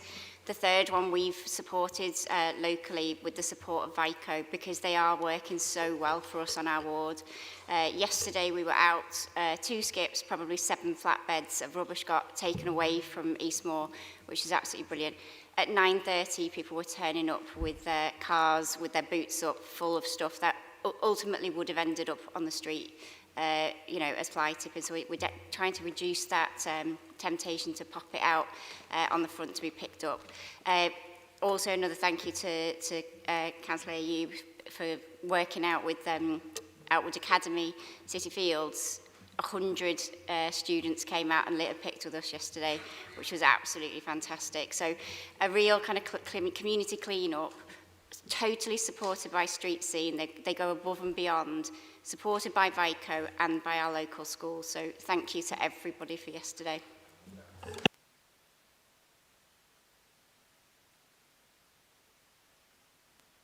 Just to say, Madam Mayor, that offer is to any ward councillor in any ward to organise that with Street Scene, and it's the Love Where You Live initiative. Councillor Lorna Jones, can you make it quick, please? So this is going to be my last full council meeting as a Ward 7 councillor, so I just want to say my many thanks to residents who have supported me over the last 2 years, and also many thanks to my colleague Mel Jones, who's been a great mentor, and I've really enjoyed working with her. Going back to my original points of the footpath that we've had many meetings about in South Healy to connect the road to the play area at the top of the common. We have had a yes, but I want to make sure that that is actually achieved. Spades are on the ground to achieve that. So that's my first point. And also when we speak about the gym equipment, that's been floating around for a while, so I'd really like the gym equipment to be established at Valehead Park, because that's the centre of the ward, and I feel we'll get the most footfall there. So if we can get some definite things in place before, you know, we finish in the next couple of months, that would be great.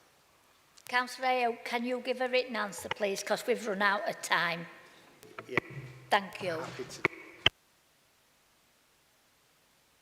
Sorry to the others who had the hands up, but we have run over the 15 minutes. Next is the portfolio holder for planning and highways. Councillor Morley, would you please introduce your report to council? Thank you, Madam Mayor. Yes, really pleased that we've recently announced the disabled bus pass scheme that's been extended, the concession for that. It's been really welcomed. I've had conversations with Wakefield Site Aid who do welcome it. I know other groups do as well, so I think that's a real good move forward. And I'm pleased that the Wakefield District has been made the pilot of that for the Combined Authority, and hopefully we'll see that rolled out right across West Yorkshire when the Weaver network comes on board. But it's also good to see as well, Madam Mayor, that the new bus routes have been announced from the 5 towns out towards Pinderfield Hospital. It's ridiculous, Madam Mayor, that that route was cut in the first place. The fact that if you live in Castleford, Pontefract, it can take you between 2.5 hours to God knows what time to get to Pinderfield Hospital, which is a probably 20-minute drive from Castleford Town Centre. So that's been really welcomed by the community. That will start on the 17th of May. And finally, the additional funding that we are putting into highways, the extra 2 million that the council are going to put in this year and for the next 2 years, will really make us start putting a dent into them potholes and resurfacing our roads right across the district. We've had a horrible winter. We're all seeing the aftermath of that with the potholes around the district, but highways will be getting on top of that. So with that, I move my report and quite happy to take any questions. Councillor Vickers. Yes, Madam Mayor, thank you. Couple of points, please, both on Councillor Morley's report. We in Featherstone are grateful to Councillor Morley and his team for their hard work in securing a transport link to Junction 32 and conversely Junction 32 to Featherstone. We look forward to further links opening up to allow the public of the district and beyond even better access to Featherstone, arguably the culture capital of the district. Thank you, Councillor Morley. And my second point is, if a member asks a meaningful question on this report, can we at least have an uninterrupted answer, as my fantastic NHS hearing aids are having to work overtime. And at the end of the day, as with others, I have to report back to my ward. And if I'm not hearing half of it, how the heck can I? Thank you.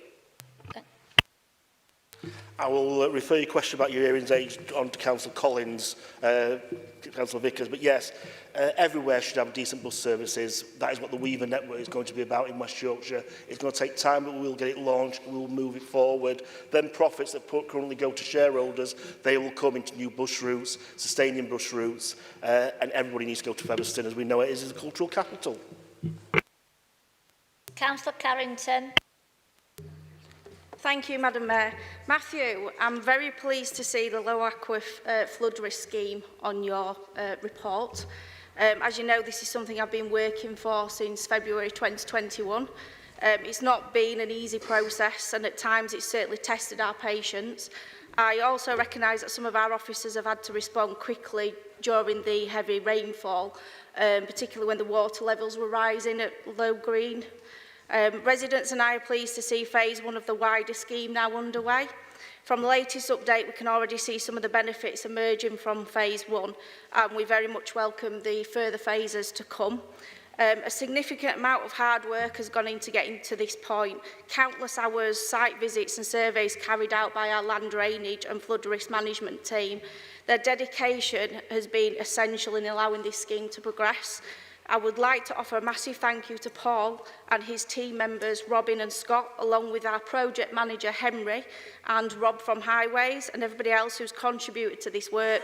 Without their commitment, the scheme simply would not be able to work, and it's come to fruition today. So thank you. Thank you, Councillor Carrington, for that. It is a serious issue, and it's been a long-standing issue. One that's not been very straightforward. It's been very complicated when some of the drains were coming from private land. It seems like a very long time ago now since me and you were stood on them roads back in 2001, in February time, wasn't it?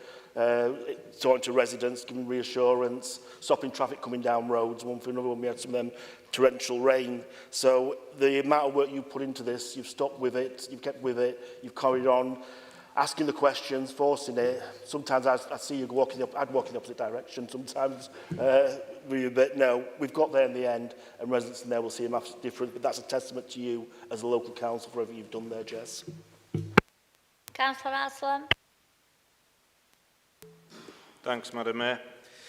Road safety is a major, I think, shared campaign really amongst all members, but more so, I think, for us in Featherstone.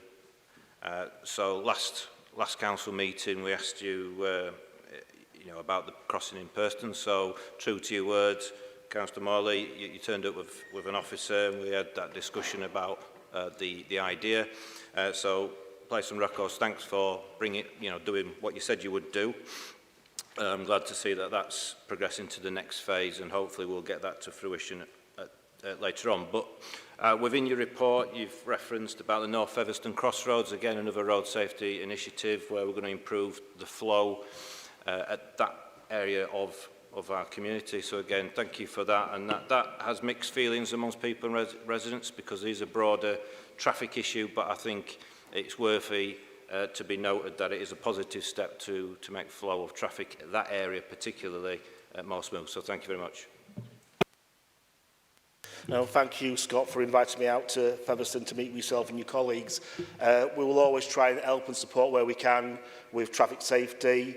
We're looking at every school in the district should have some sort of traffic safety outside the schools. Funding has been put in place for that, whether it be zebra crossings, reduce 20-mile-an-hours, whatever issues, speed bumps, speed tables, one thing or another, we will do that, and we'll continue doing that right across the district. Councillor Ferguson. Thank you, Madam Mayor. I'd like to add my thanks, Matthew, for the reinstatement of the bus that travels along Spittle-Hardwick Lane, because Matthew knows that I've been lobbying for some years with some residents for the reinstatement of that bus, and we've had many meetings, Matthew, haven't we? And finally, we've got the bus back. I just have one further little request, Matthew. If you could ask the driver if he will just pop up Gypsy Lane, turn right up Gypsy Lane, and just do that little detour round there and pick the ladies up, the 3 ladies who've been lobbying and lobbying for all that time. And that would be really welcome. Thank you. after meeting them ladies, what a predicament to be put in. They was very forceful with their comments and their dissatisfaction when the bus service was taken off. I doubt we'll be able to do detours, Councillor Ferguson, but I do welcome, as you do, that new service being put on, because it has isolated areas of your ward. Councillor Reyes. You did a site visit with Rachel down Ferry Bridge to where wagons were parked, and we just wondered if you'd got an update on that, because there's been 3 RTAs since you did the visit.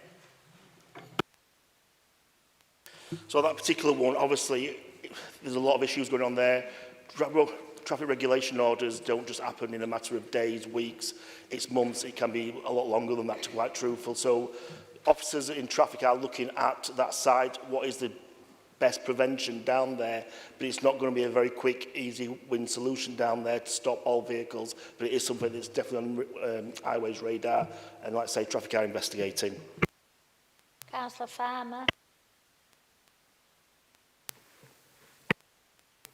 Thank you, Madam Mayor. Just a quick one. It's great to hear that there's £2.5 million resurfacing coming, and can you make sure the majority of it comes into Ossett, please? Yeah, potholes, Matthew. It's a 2-part question. Do we have outside contractors for potholes? Just for me, second question, just yes or no? We do. Oh, you don't have outside contractors? Right. There's no point answering the second question. Thank you. I was outdoor knocking in my ward last week. I knocked on this particular gentleman's door. He said, I said, any issues like to raise with your local council? He said, potholes. Potholes all over. It's disgraceful potholes. I said, whereabouts?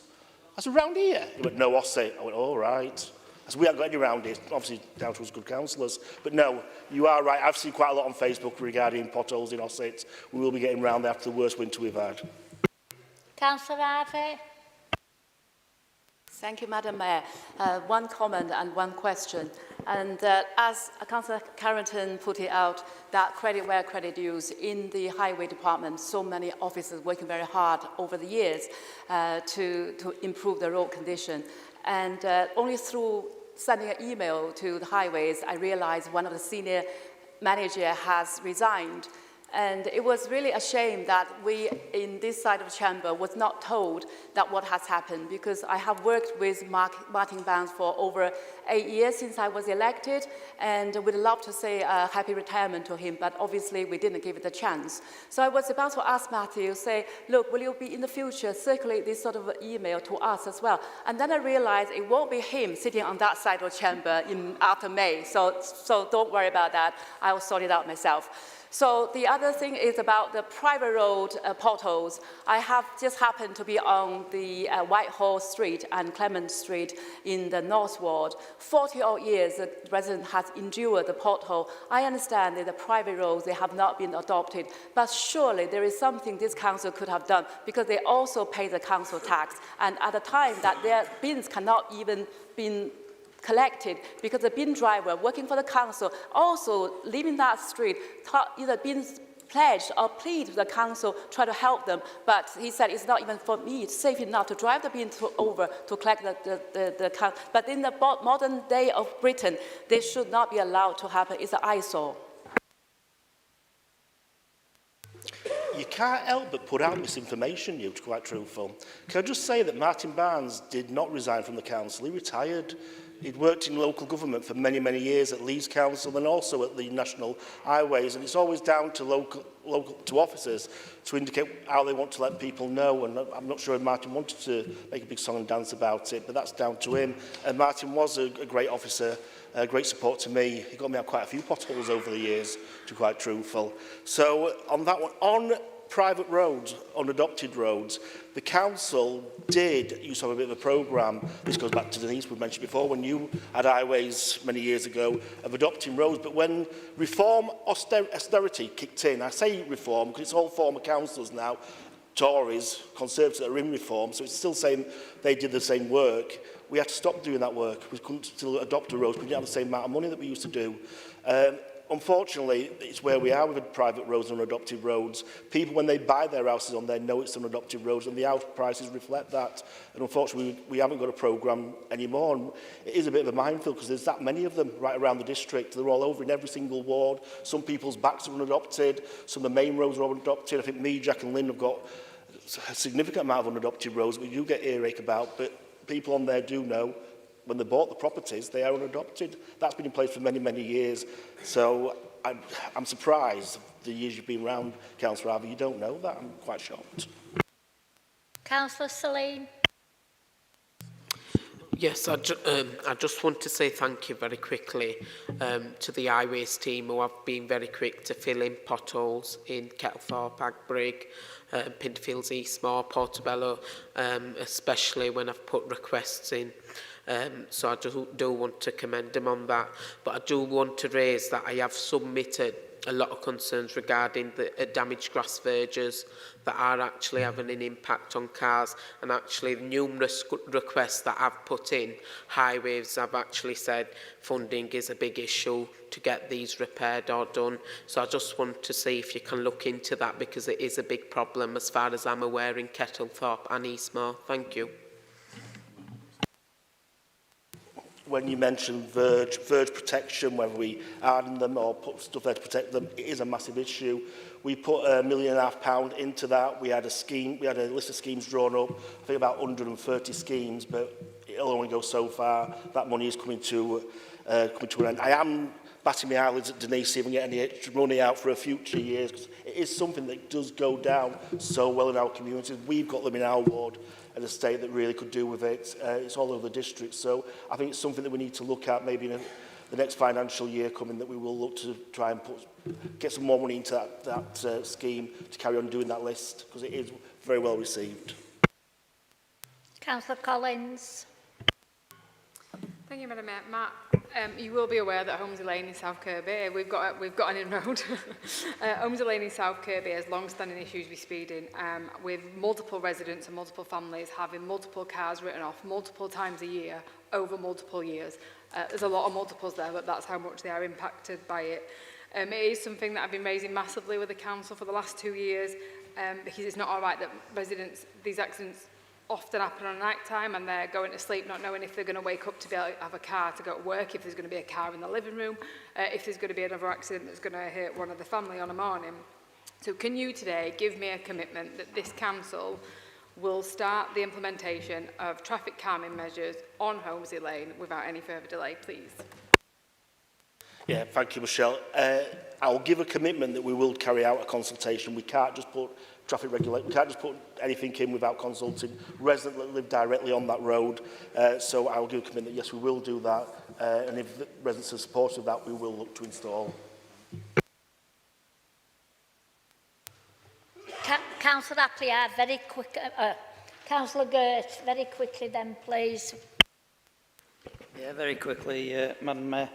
As others have said, it's my last council meeting today, and after sections of it today, I'm going to say thank goodness for that, because like Councillor Vickers, my new hearing aids, have been working overtime.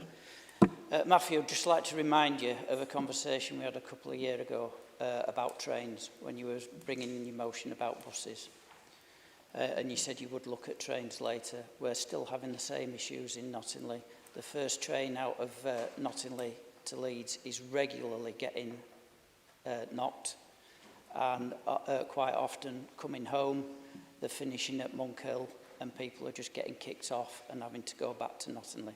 When it's the end of the line, you can't really just keep doing that. You did say you would look into it and bring a motion forward about trains. I'd just like to remind, and if you're lucky enough to get re-elected, please remember. Thank you. Councillor Moore, can you give a written response to that? Yeah. I'm sorry to the other 4 people who indicated, but we have gone over the 15 minutes. The final Cabinet member report is that of the portfolio holder for resources. Councillor Pickersgill, can you please introduce your report to Council? Thank you, Madam Mayor. This is quite a brief outline of my report. Firstly, in terms of personnel, we've appointed a new corporate director for resources. It's a post that's been vacant for a while, and this has also led to the report on the updated officer delegation scheme at item 9 today.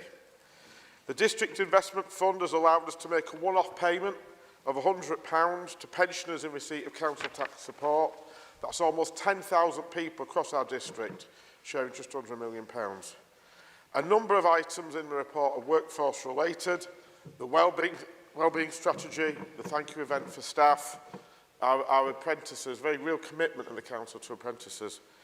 And I'd also note Councillor Pritchard's Poppy project as Armed Forces champion, and I'd like to commend the work, all the work that she does in that capacity as Armed Forces champion. Finally, members might have noticed that we're having some elections soon, and the timetables and things for that are in the report. Thank you. Councillor Robert. Yeah, thank you. Unfortunately, you're probably likely to get my more nastier question out of all the rest that I asked today. Sort of like reading through your report, I do notice that there is a lot of crossover, which in my opinion, I think, and again, it's just my opinion, but since the buildings has been removed from your portfolio, of which it used to be previously with that under other councillors, it seems there is a lot more crossover with other portfolio members, of which I think your portfolio could be incorporated into what they do, personally. So therefore, I think that efficiency could save some more cash and improve the budget a little bit further. I do realise that you might take this as a personal hit. It's not, it's just an observation. And I'm just wondering how that can be justified to continue. Thank you. It is... how do you justify the job that you've done for the last 10 months? I have to say that the resources portfolio minus property is still a very big portfolio. It is a lot of the internal workings of the council. We don't necessarily bring them here because it's things like it's HR, it's legal, it's all those sorts of things that are necessary to keep everything else going in the background. It was a decision of the leader that she wanted personally to focus on the property part of the portfolio in terms of what was happening. That's entirely her choice in terms of what we do. And in terms of collaboration across everything, I hope that all of us collaborate with each other across that, because that's how we deliver the best service for people. Councillor Williamson. Thank you, Madam Mayor. Just waiting. So you cover HR and stuff. There's an issue I've got in this council internally because a senior officer's register of interests couldn't be found in this council. Now what's interesting is this officer has an interest in Muse and the ridings, chairs a working group on it with Muse representatives, and the register of interests couldn't be found. Excuse me, so I'm just wondering... Councillor Williamson. Yeah. You're talking about the officer here. And I'm actually just moving on to so the governance can you arrangements. Can you move on then, please? So do you think it's acceptable, and what would you do to improve the governance arrangements within the council? Thank you. In relation to that, I think probably you're best addressing the question to the monitoring officer in terms of the process and the individual as to whether that exists or not. I don't go through everybody's personnel files that obviously work for the council. You just have systems that are work in place, and I have a lot of confidence in our current service director, who deals with HR and performance. And with our HR team that will be in place. If it's cropped up as an issue, I think it obviously needs addressing. Councillor Farmer. Thank you, Madam Mayor. Really pleased you're giving £100 seasonal payment to pensioners who receive council tax support. But don't forget, Councillor Piggott, it's your party that stole £300 fuel allowance off them. Thank you. Thank you. Councillor Pritchard. Thank you, Madam Mayor. And David, thank you for mentioning the Poppy project in your report. It is something that started from really small, from something that I'd seen in Normanton that had gone really well and looked absolutely amazing. And I just thought, why not bring it to Wakefield to do it here? What I can tell you is you have said that there's some knit and natter groups that are coming together, but these are groups of groups. So we've got the Sir Optimists involved coming along, and Age UK are shortly coming on board with that, the hospice. And all these groups are coming together to knit a lot of poppies to try and cover the town hall in a sea of poppies on the week up to Remembrance Sunday. We've got lots that have knitted already, and they're coming in thick and fast. We are doing red, purple and yellow. So purple, red as obvious for remembrance. Yellow is for the munition workers at Barnbow that lost their lives, for the women that lost their lives at Barnbow, so I want to give them a mention. You have mentioned that we're working with Kappa, who will pull all this together, but in the craft tent on Armed Forces Day, this poppy net will be there, so people can come along, either knit and crochet a poppy while they're there, or attach a poppy if they wish to. This is a district-wide project. This is not me doing it for just Altofs and Whitwood. This is district-wide. So we've already done one in Normanton, we've done one at the Veterans Hub in Featherstone, and we will be moving further afield. And we are coming in, oh, they've gone, the Nottingley. We're going into Nottingley as well. So it is going to be district-wide because Remembrance covers Wakefield District, and this council covers the whole of Wakefield District. So we will be fetching it in to all areas. If anybody wants any more information, they can contact me for that. So thank you for mentioning that, David. Thank you. Thank you, Madam. I think that was more of an update, Madam Mayor, rather than a question. Thank you. Councillor Sharp. Yeah, just again around comms, people are getting confused with these elections. I'm having to repeatedly on a single basis tell people it's not 1, 2, 3 on the ballot paper, it's up to 3 vote. Like, we don't have that comms where people can vote up to 3 times for 3 different people on the ballot. People are asking me, shall I put 1, 2, 3? You know, ticks, crosses, like there's no clear comms around what's happening around these elections. It just says register to vote, register to vote. If you look at the last 5 communications, it's register to vote and re-register your postal vote, but it doesn't actually give clarity about what people are to do when they go to the booths. You can moan all you want, but again, you're all getting all these questions the same. That it can't just be me getting these questions, so I want it answering. Thank you.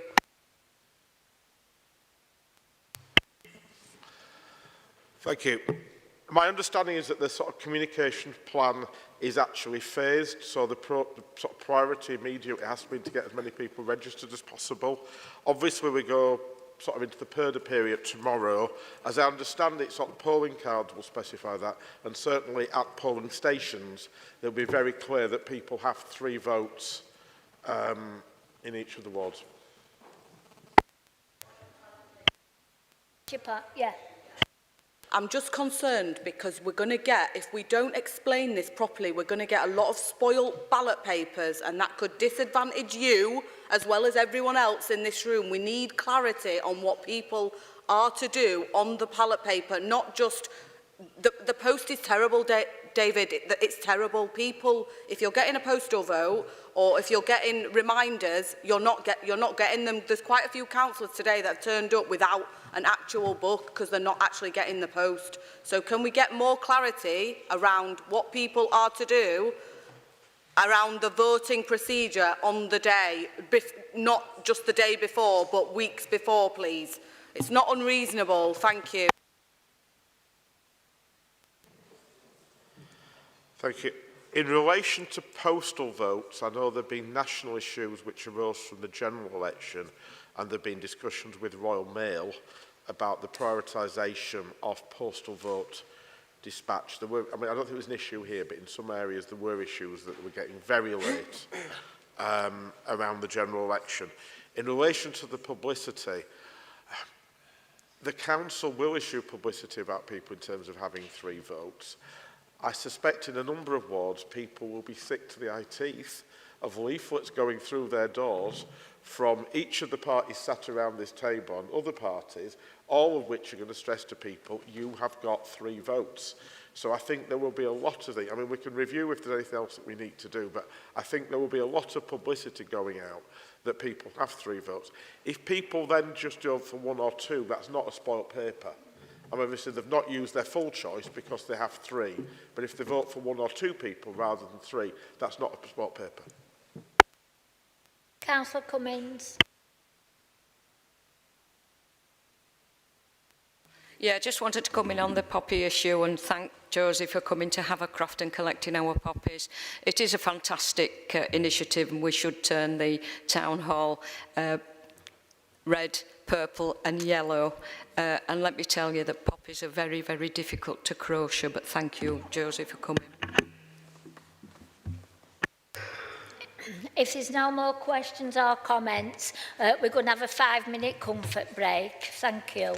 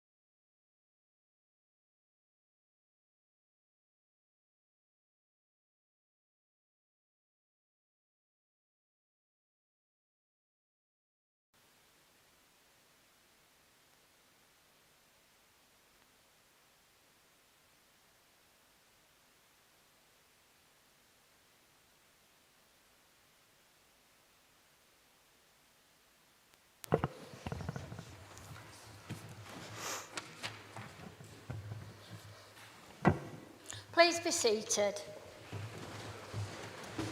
Thank you.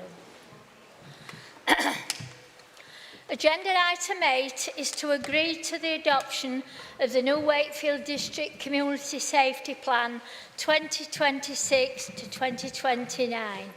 Is the report moved? Move the report, Madam Mayor. Is the report seconded? Are there any comments or questions in relation to the report? Councillor Wilton. Thank you, Madam Mayor. I'm really pleased to present our refreshed community safety plan today, but I just quickly want to highlight some of the key successes of the community safety partnership. After taking over as chair of the partnership, I initiated a brand new review of our arrangements and governance structures, so I could feel fully assured that our governance arrangements were correct and robust. We've expanded our work programme. For example, we are scrutinising the performance in greater detail and undertaking deep dives into certain areas, which all in all will help hold partners to account for their actions and ensure we make a positive difference to people's lives. We've reviewed the Community Safety Partnership grant application process, and funding continues to be directed to key priorities, usually based on those deep dives that we've undertaken. We have a statutory duty around Prevent, and the Home Office visited us on the 9th of February to undertake a Prevent benchmarking assessment, and I'm absolutely delighted to say that we got the highest score we have ever had. And this is really important as we're an underfunded area for this work. I'll be able to share more details when we get the formal notification at the end of this month. As I mentioned earlier, the summer and winter surges have been really positive across the district, and we are the safest district in West Yorkshire, but we must not rest on our laurels and we must continue. We are committed to our nighttime economy with our new safe space ambulance in Wakefield and plans for one in Pontefract going forward. I'm really pleased, just quickly, finally, to advise that the City Centre East Police team have won the National Antisocial Behaviour Team of the Year, and I'm sure you'll all agree that's what it is about putting Wakefield on the map. And I'm pleased to introduce the plan there, Madam Mayor. Thank you very much. Are there any comments or questions in relation to the report? All those in favour? Any against? Any abstentions? This is carried. Agenda item 9 is to approve amendments to the officer delegation scheme as set out in the report. Is this report moved? Move, Madam Mayor. Is this report seconded? Second, Madam Mayor. Councillor Pickersgill, do you want to say anything? Are there any comments or questions in relation to the report? All in favour? Any against? Any abstentions? That is carried. Agenda item 10 is to note the revised allocation of seats to political groups. Is this report moved? Move, Madam Mayor. Is this report seconded? Second report, Madam Mayor. Do you want to say anything, Councillor Pickersgill? I was to say this just reflects sort of movement around of people between groups. That's all. Thank you. All in favour? Is there any comments or questions in relation to the report? All in favour? Any against? Any abstentions? That is carried.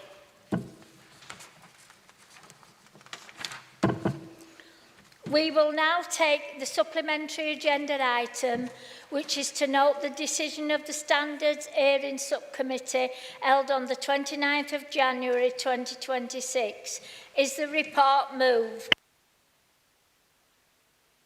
Is the report seconded? Seconded, Madam Mayor. Do you wish to say anything, Councillor Shaw? just wish to say a few words. I think it would be remiss if I didn't, Councillor. I think the real key points, the matter was related to an email sent by Councillor Rowley, and we all know that and understand it. But the subcommittee found that the email used language that negatively and characterised individuals and ethnic groups. And I think it's important that we took a lot of time. And I want to praise the independent member on the time that was taken and the information she gave to the committee. The findings amounted to breaches of respect, equality and conduct expected of a councillor, bringing both her role and council into disrepute. So the recommendations, the council are asked to note the subcommittee's decision and recommendations, reaffirming its commitment to high standards of conduct and the Nolan principles of life. Can you turn your microphone off, please? Yeah. Are there any comments or questions in relation to the report? All in favour? Any against? Any abstentions? This is carried. Agenda item 11 is for questions on notice, details of which are set out in the council agenda. A question has been received from Councillor Harvey. Councillor Jeffrey, would you please reply to the question? Thank you, Madam Mayor. Yes, thank you for your question, Councillor Harvey. The Lightways Community Trust had been given verbal assurance of capital funding. However, I want to make it clear that the person who was mentioned to me is a former employee of the council and had no authority at that time to give those assurances. This is a position that has been confirmed to the trust previously.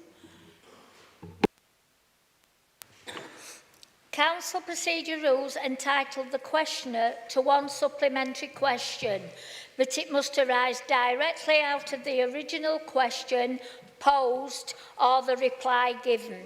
Councillor Harvey, do you have a supplementary question? Yes, I do, Madam Mayor. A question for Councillor Jeffrey. Do this council have a plan to invest in the youth centre in the next 5 years?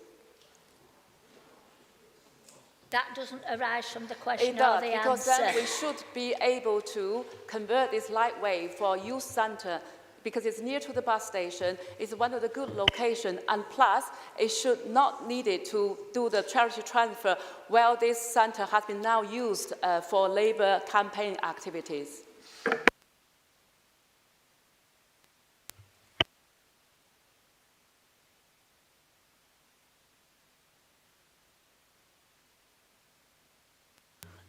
We've also already got funding for a youth centre, which is going to be built on Ings Road. The Lightways Centre, the reason why we took the paper to Cabinet yesterday was because we haven't got the funding to refurbish that centre. It's in badly needed funding, and it's become a millstone round the council's neck. And we cannot afford to keep buildings going when we haven't got the funding to do that. And if we move this across to the trust, then they can apply for community grants and funding to refurbish the centre as a community centre. It is not suitable for the Children's Hub. You've asked your question now, Councillor Harvey, I'm sorry. Thank you, Councillor Jeffrey. I'd now invite Gillian to speak, please. Thank you, Madam Mayor. The Mayor's asked me to speak because we're now at 5:15 and the Rule 37 of the procedure rules say that the meeting will be ended 4 hours after it begins. I'm aware that there's been an indication that the ruling group would not vote for an extension, but I believe that the opposition groups do wish to formally put that to the vote. Is that correct, Councillor Williamson? So are you proposing a suspension of Rule 37? And that's seconded. Right. Do you want to put that to the vote, Madam Mayor, please? All those in favour for extending past 6 o'clock, show hands please. All those against? You're defeated, sorry. Yeah. So, thank you, Madam Mayor. In that case, can I outline the procedure that will be followed? Once we do get to 6 p.m, the proposer of the item under discussion will still have a right of reply, but there will be no further speeches. The matter will then be put to the vote. Please note that there can be no speeches on any item, nor can there be any points of order. So that when we are in the middle of a debate of an item, there will be a right of reply. Once we've gone past that and put that first item to the vote, the matters will simply be put. There will be no speeches, no movers, no seconders, no speeches, no points of order. They will literally be put to the vote. Is everybody clear? Yeah. Thank you. Thank you, Gillian. The final agenda item is to deal with any motions proposed by members.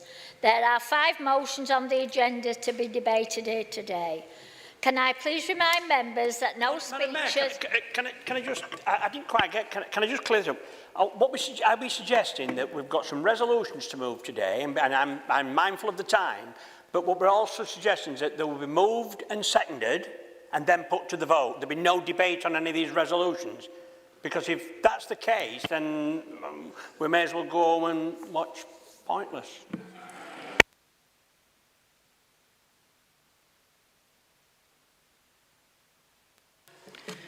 Madam Mayor, with your permission, yes, that is the position Rule 37 provides. In relation to any motion that is under consideration, the proposer will have a right of reply, then the matter will be put to the vote.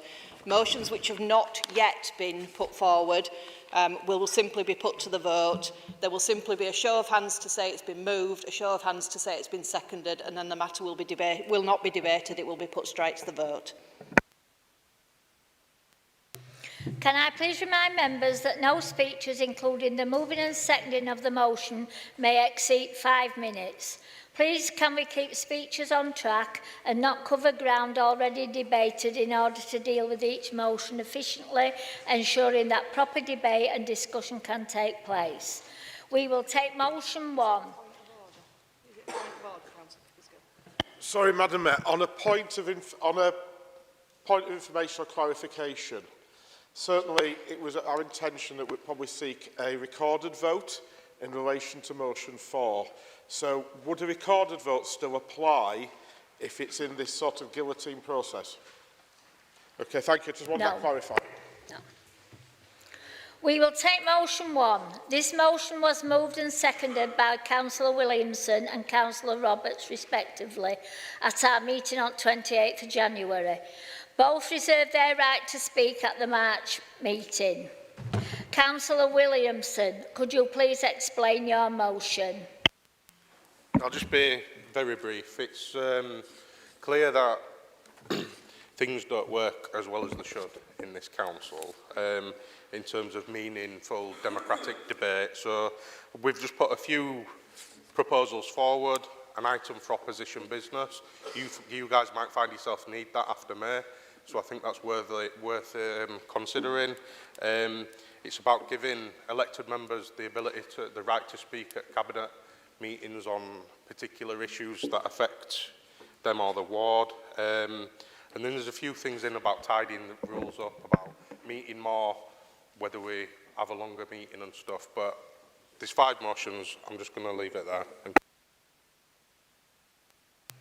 Thank you, Councillor Williamson. Councillor Roberts, do you wish to formally speak now or reserve your right to speak until later on in the debate? Just very quickly, I'll speak now. Just very quickly, I just think that they improve and make things a bit more democratic and more accountable, and I definitely think that they give more opportunities for opposition members and indeed backbenchers to speak as they wish. Thank you. Does any member wish to speak on the motion? May I remind members that speeches must be directed to the motion under discussion or to a personal explanation or point of order. Councillor Pickers-Gill. Thank you, Madam Mayor. From a sort of controlling group perspective, we welcome parts A and B of this motion, which are statements of principle. However, we start having problems when it comes to Part C, the suggested rule changes. Firstly, the creation of opposition business straight after the Leaders' Report. We already have questions on notice which are open to all councillors but are mainly used by the opposition. And in relation to point G of the proposals, the nominated item may be a policy proposal or a topic for debate with a concluding resolution. That's a motion. We already have motions. It's just giving the opposition an early resolution, motion slot. Secondly, the creation of a new committee to do jobs that can be managed administratively. Thirdly, a right of members to speak to Cabinet. Now, we see a purpose for ward members speaking about a matter that affects their ward. The leader can already invite people to speak to Cabinet in relation to things anyway. But as written, it would allow any councillor to speak on any matter. So the Cabinet could last for 3 days in terms of that with comments. So finally, increasing the number of council meetings from 7 to 10 would bring significant extra costs when the council's finances remain tight.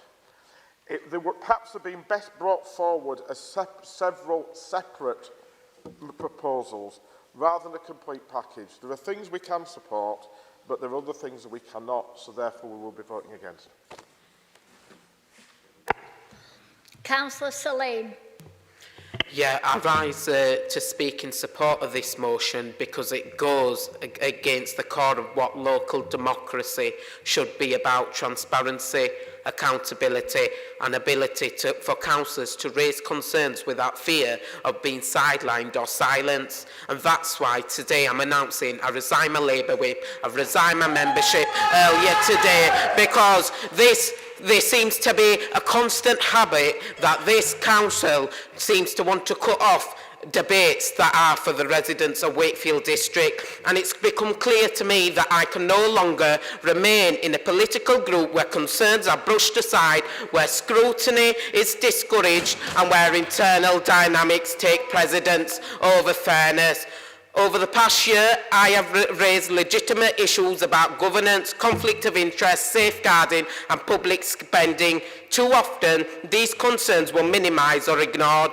I have also experienced behaviour that had made it difficult for me to carry out my role effectively, including limit my participation, attempts at blocking me from standing as a candidate, and intrusive scrutiny of my community work and social media. These experiences reflect the exactly kind of barriers this motion seeks to address. Thank you for your contribution, Councillor Salim.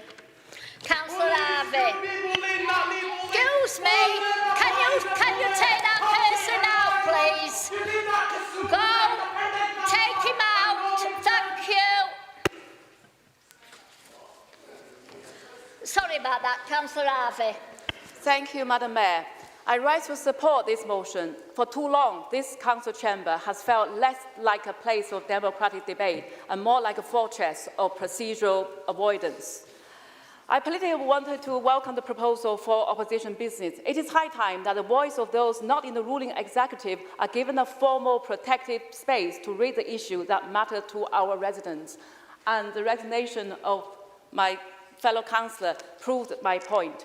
Currently, a motion is passed in this room and it will disappear into a black hole. No updates, no tracking, no accountability. That is not leadership, that is just administrative neglections. Now, let's be clear, as a Reform councillor, me and Councillor Farmer, we look at these proposals and we see a roadmap for the future. We are heading towards an out-loud election in May, where the current Labour leadership might fear transparency, might fear accountability, but Reform does not. When the voters put their trust in us to lead this council in May, we will not hide behind the Constitution to avoid difficult questions. We want a council where every ward member, regardless of their party, their colour, can walk into this council chamber to do whatever they do and speak up for their residents they represent. We want a council that meets more frequently, stay as long as necessary to finish the job, and live stream every committee meetings to the public so can see exactly what they are paying for. I may not agree to Councillor Williamson's every single punctuation in this motion, but I agree with you that it is high time, and in this spirit, this council needs to belong to the people of Wakefield, not to the Labour group rule book. We are voting for this today because it's the right thing for democracy, and come May, we'll be the one to ensure these standards are just rules on the page, but daily reality of how this district is governed. I urge all members who value transparency over bureaucracy to support Councillor Williamson's motion. Councillor Keith. Yeah, thank you, Madam Mayor. I think this whole situation, it's a very good report and suggestion that Jake's putting forward. A bit long-winded for me, and there's some of it I can agree with and some of it I can't. But the basics of this whole situation is coming about because we don't manage the council meeting. The other end of that camera expects better of us, not shouting and bawling like 3-year-old kids. They expect better of us. They expect legislation to be passed that we can argue about, we can debate, but instead of that, what we get is points of order over this, that and t'other. There'll come a time for Jake to put this forward when he's no longer the leader of the opposition, when he's sat where Denise is, and then he can do what he wants. But at the end of the day, what we need to do here is to debate the portfolio holders' members' motions at one council meeting and then put suggestions forward for debate on another one. I've split the year into 3. 2 meetings in each quarter, 1 to deal with the portfolio holders, which, let's be fair, if you did them every month, there wouldn't be much to report on what's gone off in a month. Whereas if you did that, it would leave space to do it at a reasonable hour. We've all been here since 2 o'clock and we're going to talk about the price of cheese over this. It's going into it too deep. And it was never going to be completed before 6 o'clock. So, at the end of the day, whilst we want to have debate and we don't want to stifle it, Jake, I wouldn't stifle debate with you at any time. There's a time and a place for it. We can make room by having one council meeting to deal with portfolio holders and what's going off in their portfolios and question them and scrutinise and go on about that. But then the next council meeting should be about motions put forward like Jake's that goes into chapter and verse about it, and we've got time to debate it. So it needs more radical organisation of the council meetings. We know we've got to have a budget meeting. We know we've got to have a mayor-making ceremony. So that's 2 that you can put in at that. So if you split the year into 3, you'd have 3 meetings in the first quarter, 3 meetings in the second and 2 in the last one. It could be done, and it could be done within 4 hours, and we could all go home feeling that we've contributed to a council, irrespective of what colour rosette it wears, and making accusations whether we'll be here or whether we won't. Jake, when you come back, and if you're elected enough and you sit there, that's when you can bring all these into thing, and we'll debate them then. And I'd move that we go to vote. Thank you, Madam Mayor. Is that seconded?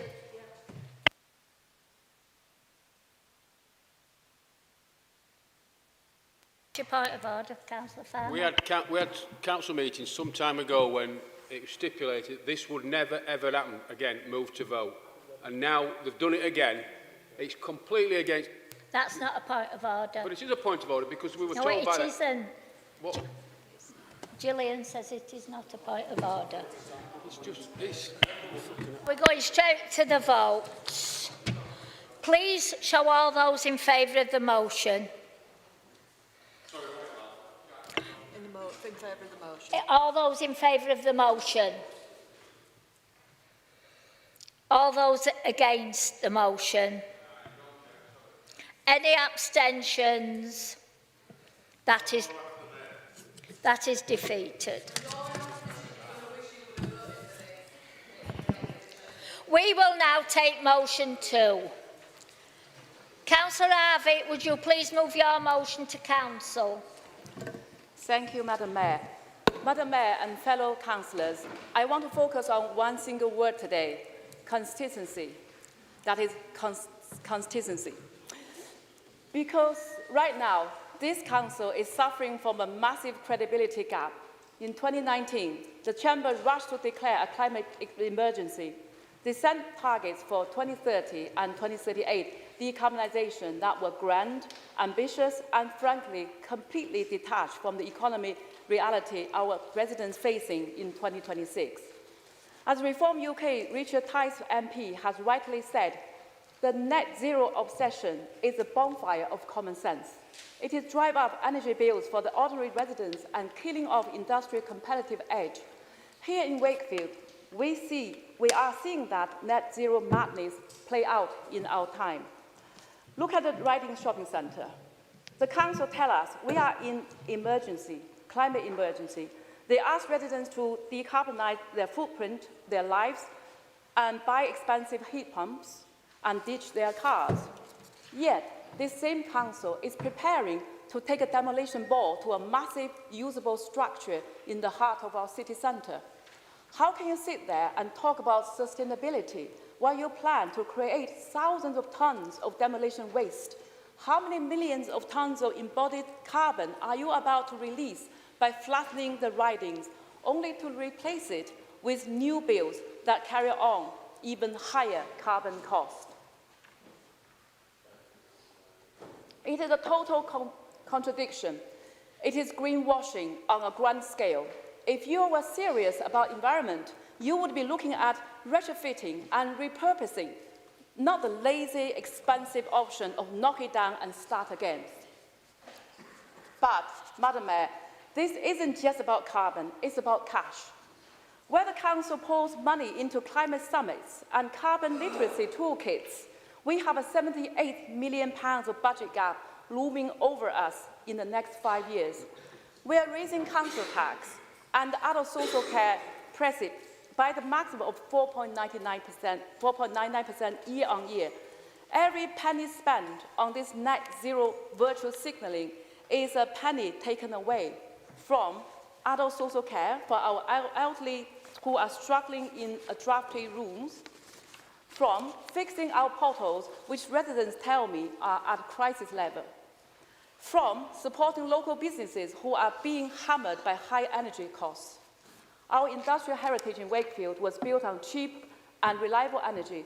Today, we are turning our back on that. We are prioritising solar farms on our greenbelt farmland, like the New Hall and Woolly project, instead of protecting our precious greenbelt and food security.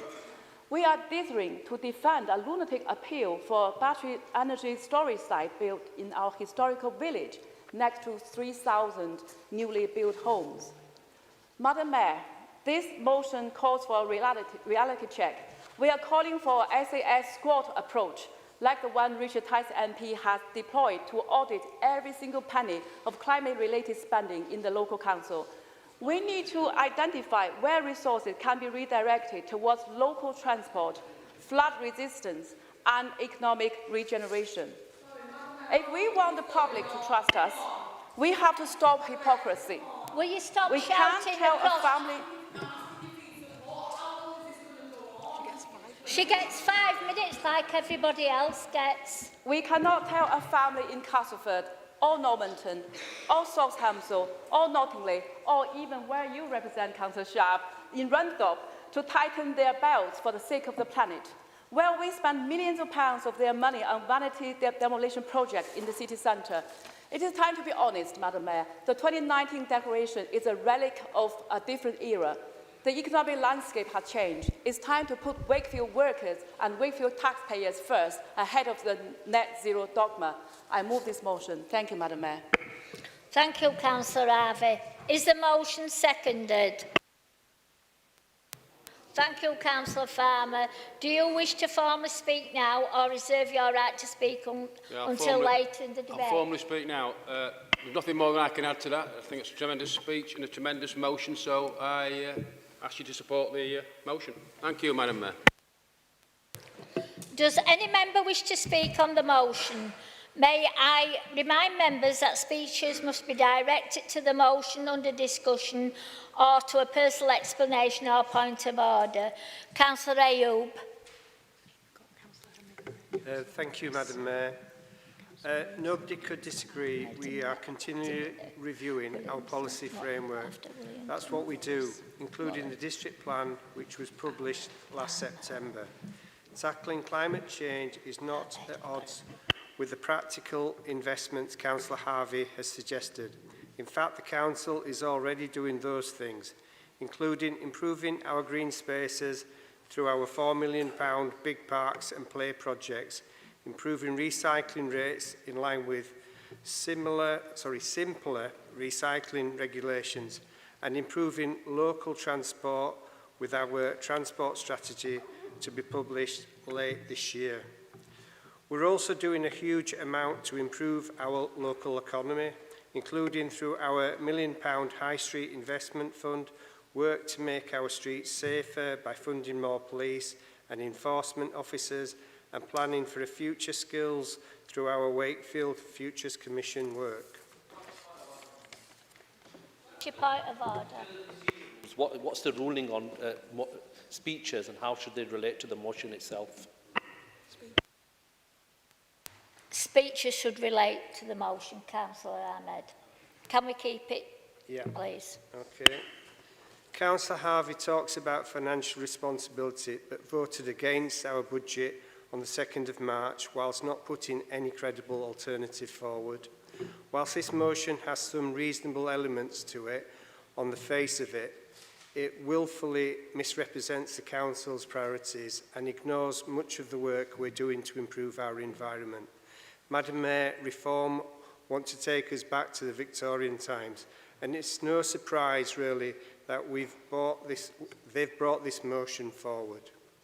It's clear from Reform's Great Repeal Act that they would turn their backs on 1 million clean energy jobs and not support our shift away from Putin's oil and gas and unreliable fossil fuels. This Great Repeal Act nationally and with this ill-thought-out motion locally reveals exactly who Reform stand for, and it's not for workers or families. It would be residents across this district paying the price of Reform's reckless energy plans and diabolical climate plan. Wakefield Labour Group will not be voting for this motion. Councillor Hemingway. Thank you, Madam Mayor. Yeah, just to come in on what Councillor Ayub said there about this. I mean, this motion, I have to say, is deeply disingenuous. It's a Trojan horse motion for somebody in a party that doesn't support climate action, pretending to be reasonable and looking at reviewing certain aspects. Your speech has confirmed that, Sam. Your speech has effectively said that you don't believe in climate action. So it's not about a review because that's a foregone conclusion. You don't agree with it. We should scrap net zero targets.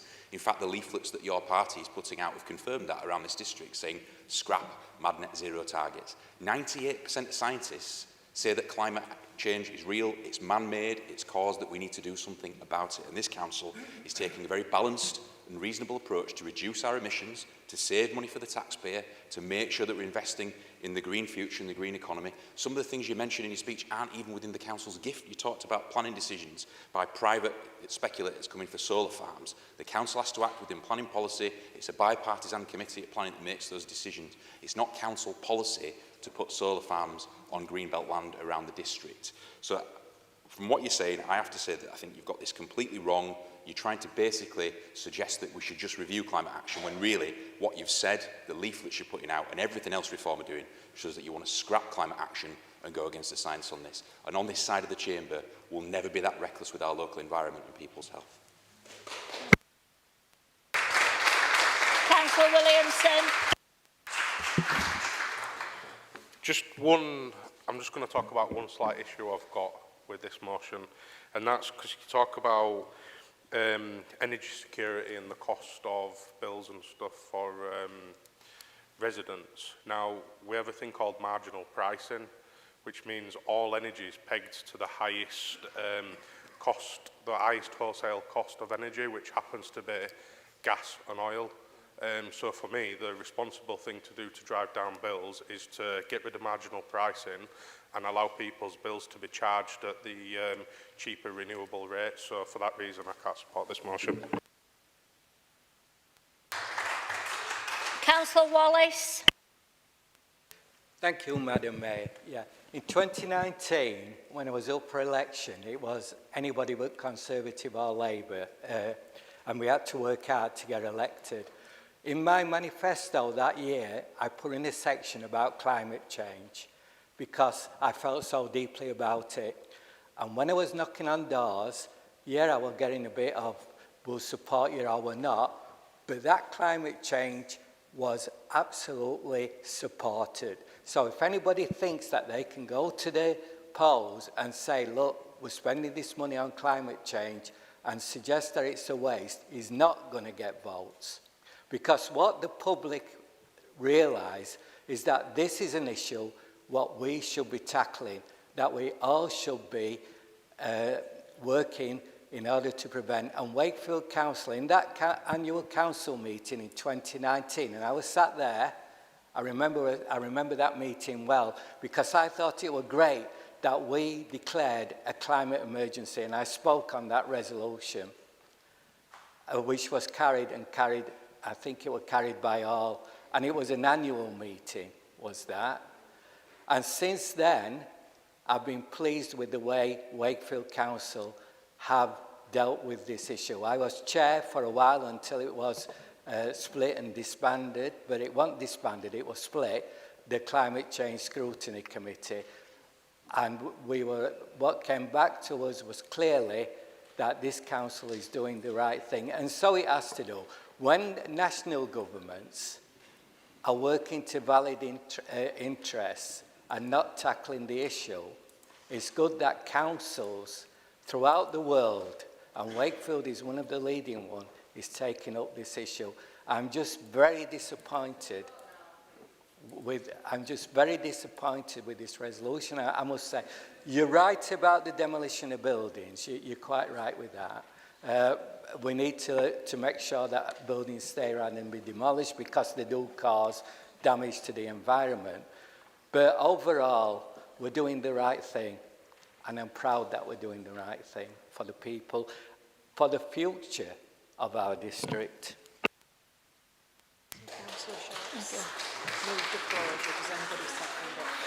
Councillor Sharp's moved the closure. Does anybody second that? Yes. Yeah. Right, so we go straight to the vote.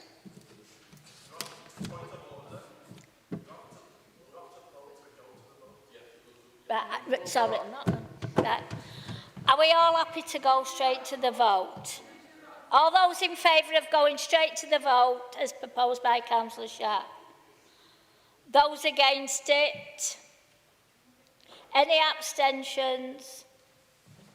We're going straight to the vote. Not now we've moved the closure. Not now. Motion, no.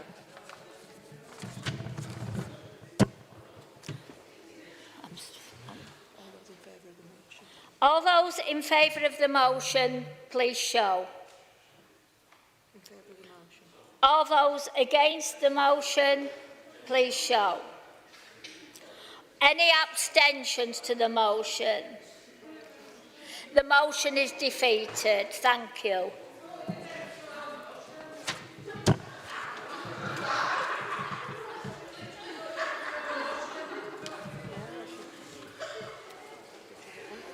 We will now take motion 3.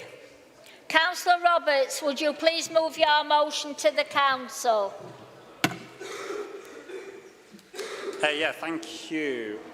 So, I mean, the motion's fully written out in terms of like what I think of the current leadership of the Labour Party. I was in the Labour Party, campaigned for that government, but to say that I'm sorely disappointed in the leadership and what they have done. Upon being elected, they immediately got, receiving gifts and everything like that, just the pure sort of like scandal that was, just undermines everything we are. It undermines like working class values, which many of you hold. And other motions, particularly motions of which we've passed in this chamber, such as violence against women and girls, I think are undermined by the more recent headlines that we've had from Peter Mandelson and Jeffrey Epstein and all the scandals around that. And it undermines like what we're trying to do here. But the most fundamental thing, and I've said this on many occasions, which is the funding for local government that prevents this council from actually doing its job and delivering services in a more productive way, and in a better way than what Westminster does, again, undermines like what we're trying to do. In terms of... Can we just stop that, please? That's childish behaviour, I'm sorry. Councillor Roberts, carry on, please. Thank you. Another fundamental thing of which I think we should all be looking at, again, we've all spoke about how politics and institutions are totally undermined at the moment, and behaviour in politics is totally undermined, and the behaviour of which we've seen, again, goes in this chamber and at a national level. We all agree that it's just not good enough. It's gutter politics, and we don't wish to see that. And I think that undermines the democratic participation of what we're seeing in this Wakefield district. The fact that we've got some wards with a 17% voter turnout, I mean, what is that? I mean, it's hardly an election. I don't undermine anyone that's been elected on that, but, it's not a democratic mandate if we're totally honest about it. So I just think that passing this motion, showing our concerns to the national government, as this local authority should be when leadership is quite poor, should be done. So the motion is what it says, and I hope that people support it and basically put across their full criticisms of Keir Starmer, of the leadership of this Labour government, and you should be able to express that opinion without being suspended or anything like that. And it's disappointing that Labour has taken undemocratic processes and that's how it conducts itself. So, thank you. I move that. Thank you, Councillor Roberts. Can I just say that some of the councillors what's actually left this chamber have gone because they've gone to break their fast. And that's why they've left. Thank you. It's their choice to go. Is the motion seconded?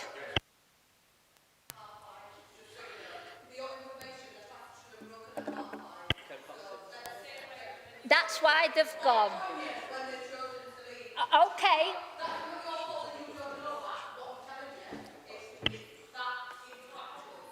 We carry on. Yeah, have you seconded the motion? Right, sorry. Thank you, Councillor Williamson. Do you wish to formally speak now or reserve your right to speak? Speak now, Madam Mayor. Thank you. So, it's been a journey these last few years of the Labour government. I mean, U-turn after U-turn, WASPy women, we've had the two-child benefit cap, there went a fuel payments, there were the stuff around the national inquiry into grooming gangs, but I think Freebigate, Keir Starmer's designer glasses, his clothes, all this money Labour MPs are getting. MPs in this district, the dirty undeclared money of Labour Together, which people like Simon Lightwood's received, which is in their register. I think it all just stinks, doesn't it? The free football tickets, the Taylor Swift concerts, these big private boxes. And all of you, I remember a lot of you criticising the Tories with stuff like this. I don't think it's acceptable from any government. But I think for me, I've got no confidence in this government. I've got no confidence in Keir Starmer himself. And I know most of you don't, because you've said it privately, behind the scenes. So I think now it's time to say it publicly. Because I think some of you might actually return in May if you do.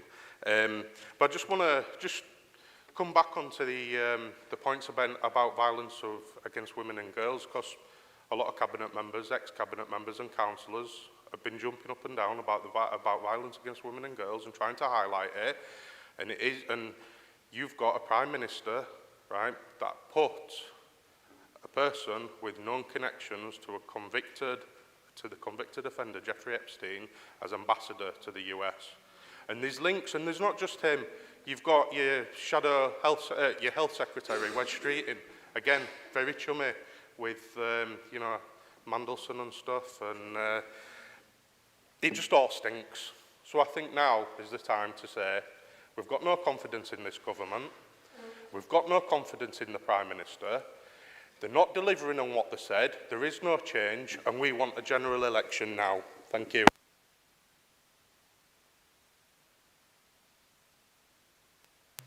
Does any member wish to speak on the motion? May I remind members that speeches must be...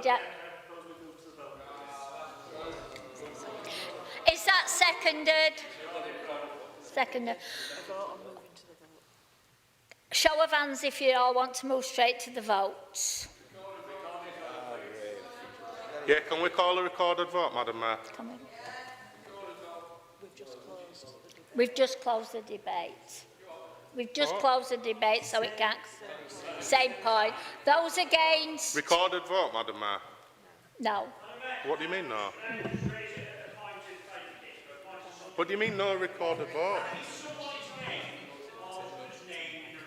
Yeah, but they have removed it. And the opportunity to make a case as to why. And for my colleagues at the standards to close this debate down because it's all about... Councillor Tulloch, it has been closed. And we named in this particular resolution, we should have at least have the opportunity to defend what we're doing in the situation we've done. And I'm appalled at today, which is 5 to 6, let's move it to we can close it. And I think it's disgusting. All those in favour to move it to the vote? Point of order, Madam Mayor. Councillor Roberts did move the recorded vote before you closed the debate. He did move it. No. He did. He did. He did before you took the votes for. He did remove it. Show of hands have been taken. No, it was yes, before. Yes, it had. Oh, wow. Wow, we've seen a lot of undemocratic manoeuvres today, haven't we? I don't think this is neutral chairing, Madam Mayor. In favour of the motion. It's been an absolute farce today. Those in favour of the motion. Your chairing has been an absolute farce. Those in favour of the motion, please show your hands. Can we have it recorded? No. There's Councillor Williamson, Councillor Bates, Councillor Gert, Councillor Roberts, against. Councillor Graham, Councillor Any Harvey, abstentions? Councillor Ahmed, the motion is defeated. Councillor Farmer and Councillor Sharp voted for. Well, do you know, I will when we get respect back. It's been atrocious chairing today, and you don't come out with respect with people. Right, it's been atrocious today.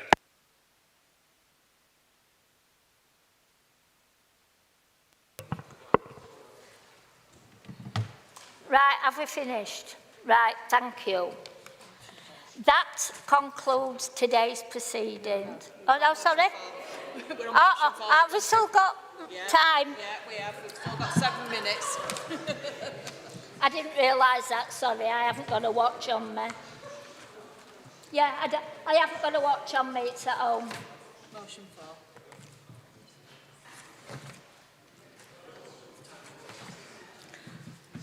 Councillor Pickersgill, would you move your motion to council?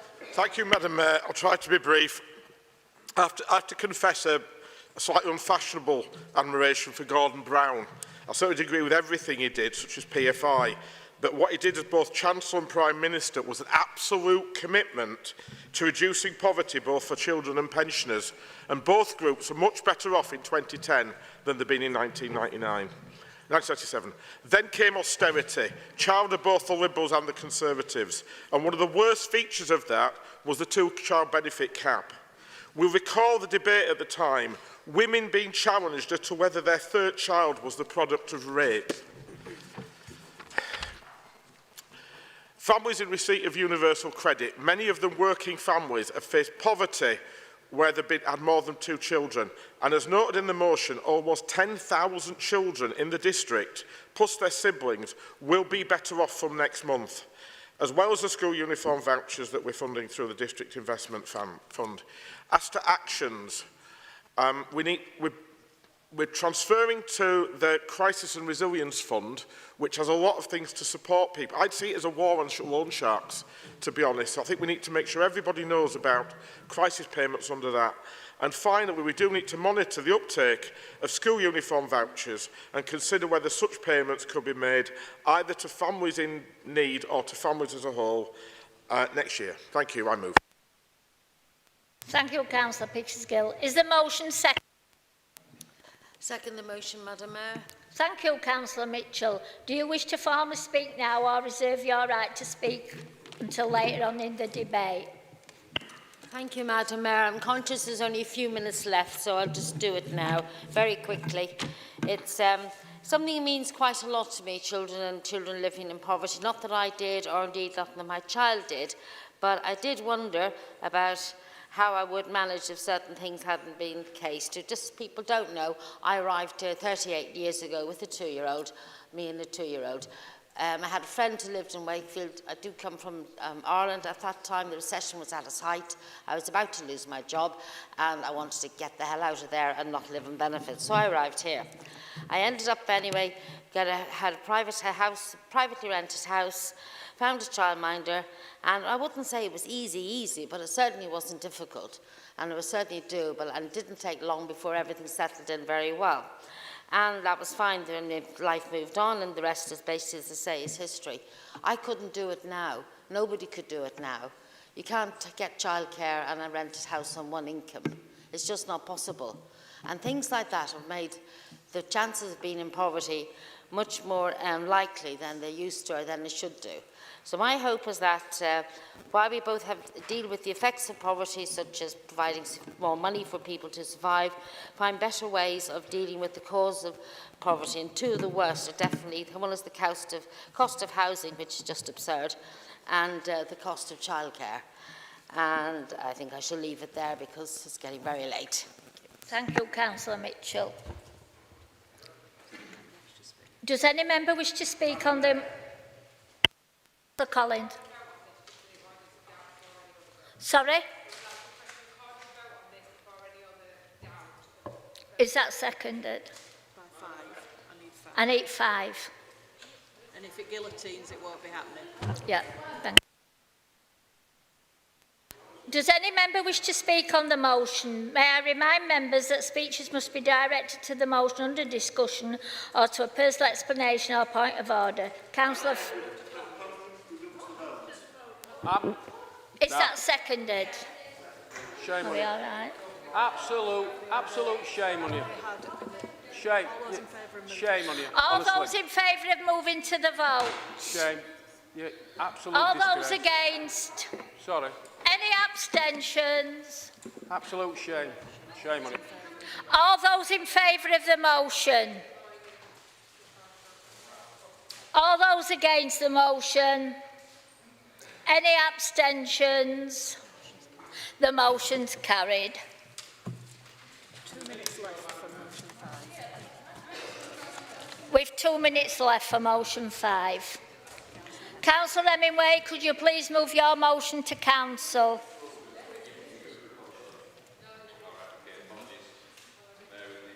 Thank you, Madam Mayor.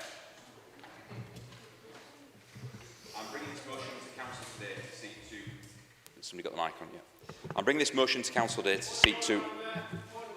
What's your point of order, Councillor Farmer?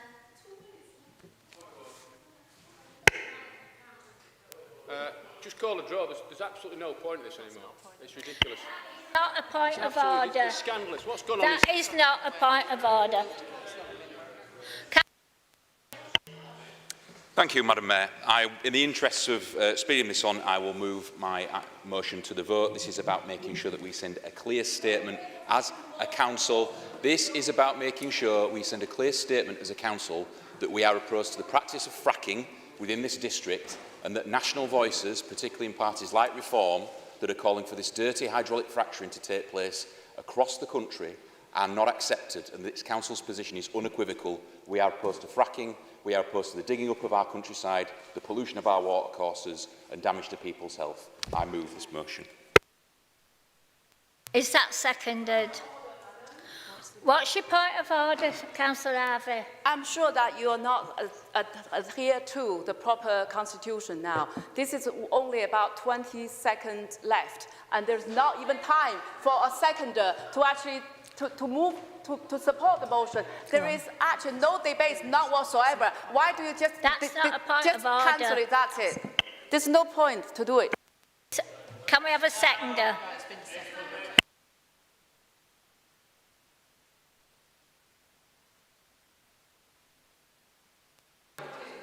Right, we've gone past 6 o'clock, and as I explained to you, when a motion is under debate, the proposer of the motion gets 5 minutes to sum up, and then it goes to the vote without debate. Does Councillor Hemingway wish to sum up? Councillor Hemingway, do you wish to sum up? Madam Mayor, I've made the position clear. The Council stated in 2016 and 2022 our opposition to fracking. I hope that members will support that continued opposition and not allow fracking to take place in this district, and make that clear to any party that wishes to govern either this district or this country. Thank you.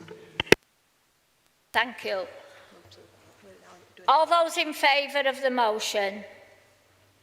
All those against? Any abstentions? The motion is carried. Thank you. Settle down. Settle down. As this is my last council meeting, can I thank you all for the past few months? No wonder I'm grey. Yes, it's been quite an experience along the way, but I thank you for your support. I know that we have got councillors that are not standing in May, and I thank them for their contribution to this council, and I send along my best wishes. And also, unfortunately, there might be some of us not here after May, so anybody who's not here after May, thank you once again, and I send you my best wishes on that. So can I now announce the winners of the raffle? The first one is a yellow, and they're here at side of Eddie to collect. The first is on the yellow ticket 336 to 340. The second is a bottle of gin, but it's still at my house. I might drink it tonight when I get home, actually. And it is green 481 to 485. And the Easter egg is green 496 to 500. And thank you. And I hopefully see you at the AGM. And the meeting is closed. And the meeting is now closed.